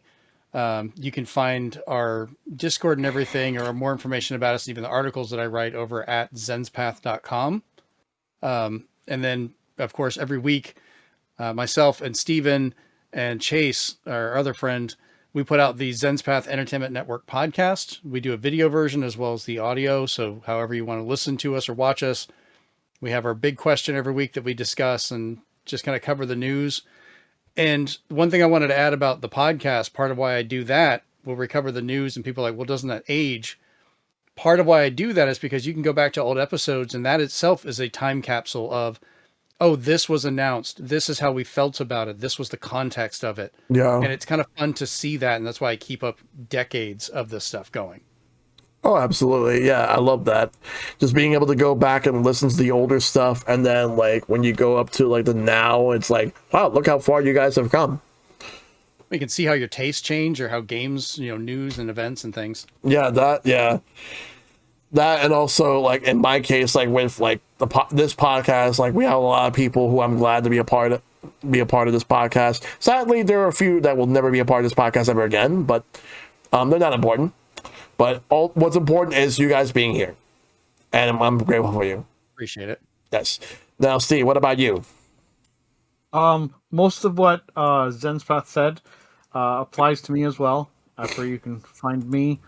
While I do have YouTube and Twitch, I think I used Twitch once to show my coworkers you don't know the Jackbox Party Pack. Mm-hmm. So I'll eventually get into that. I eventually want to do some kind of series myself on, like, say, TikTok, where I just show off a hidden gem, kind of like the Metal Slug Lilo and Stitch game. So that's something to do in the future. No. But other than that, you can always find me lurking. You can bother me for questions on our Discord, or find me on Blue Sky. Just at Swan Tendo. And yeah, like, I'm always up to talking about video game history, video game collecting. I was actually shocked by your viewers, because nobody asked the common, what's your most expensive thing in your collection? What's your least expensive thing in your collection? So shout outs to thinking beyond the box. Yeah. Because it was more about the collecting aspect and the preservation. And yeah. Yeah, exactly. And you can find me pretty much in anywhere in the stratosphere except for Twitter, because fuck Twitter. But you can find me pretty much anywhere else. I do my daily streams, like, usually, like, most days of the week except for Saturdays, from 7 or 8 p.m. Eastern till around, like, midnight Eastern time. There will not be an episode next week because of Mother's Day, but there will be an episode in 2 weeks, which will be game shows. So looking forward to hosting that one. That will be taking place in 2 weeks from today. So with that being said, once again, thank you for the three of you for being a part of this. And if you're not following them, go give them a follow. I appreciate you guys coming in. So as always, make sure to take care of yourselves. Be awesome. Stay awesome. Tell your lovers you love them. Check about them as always.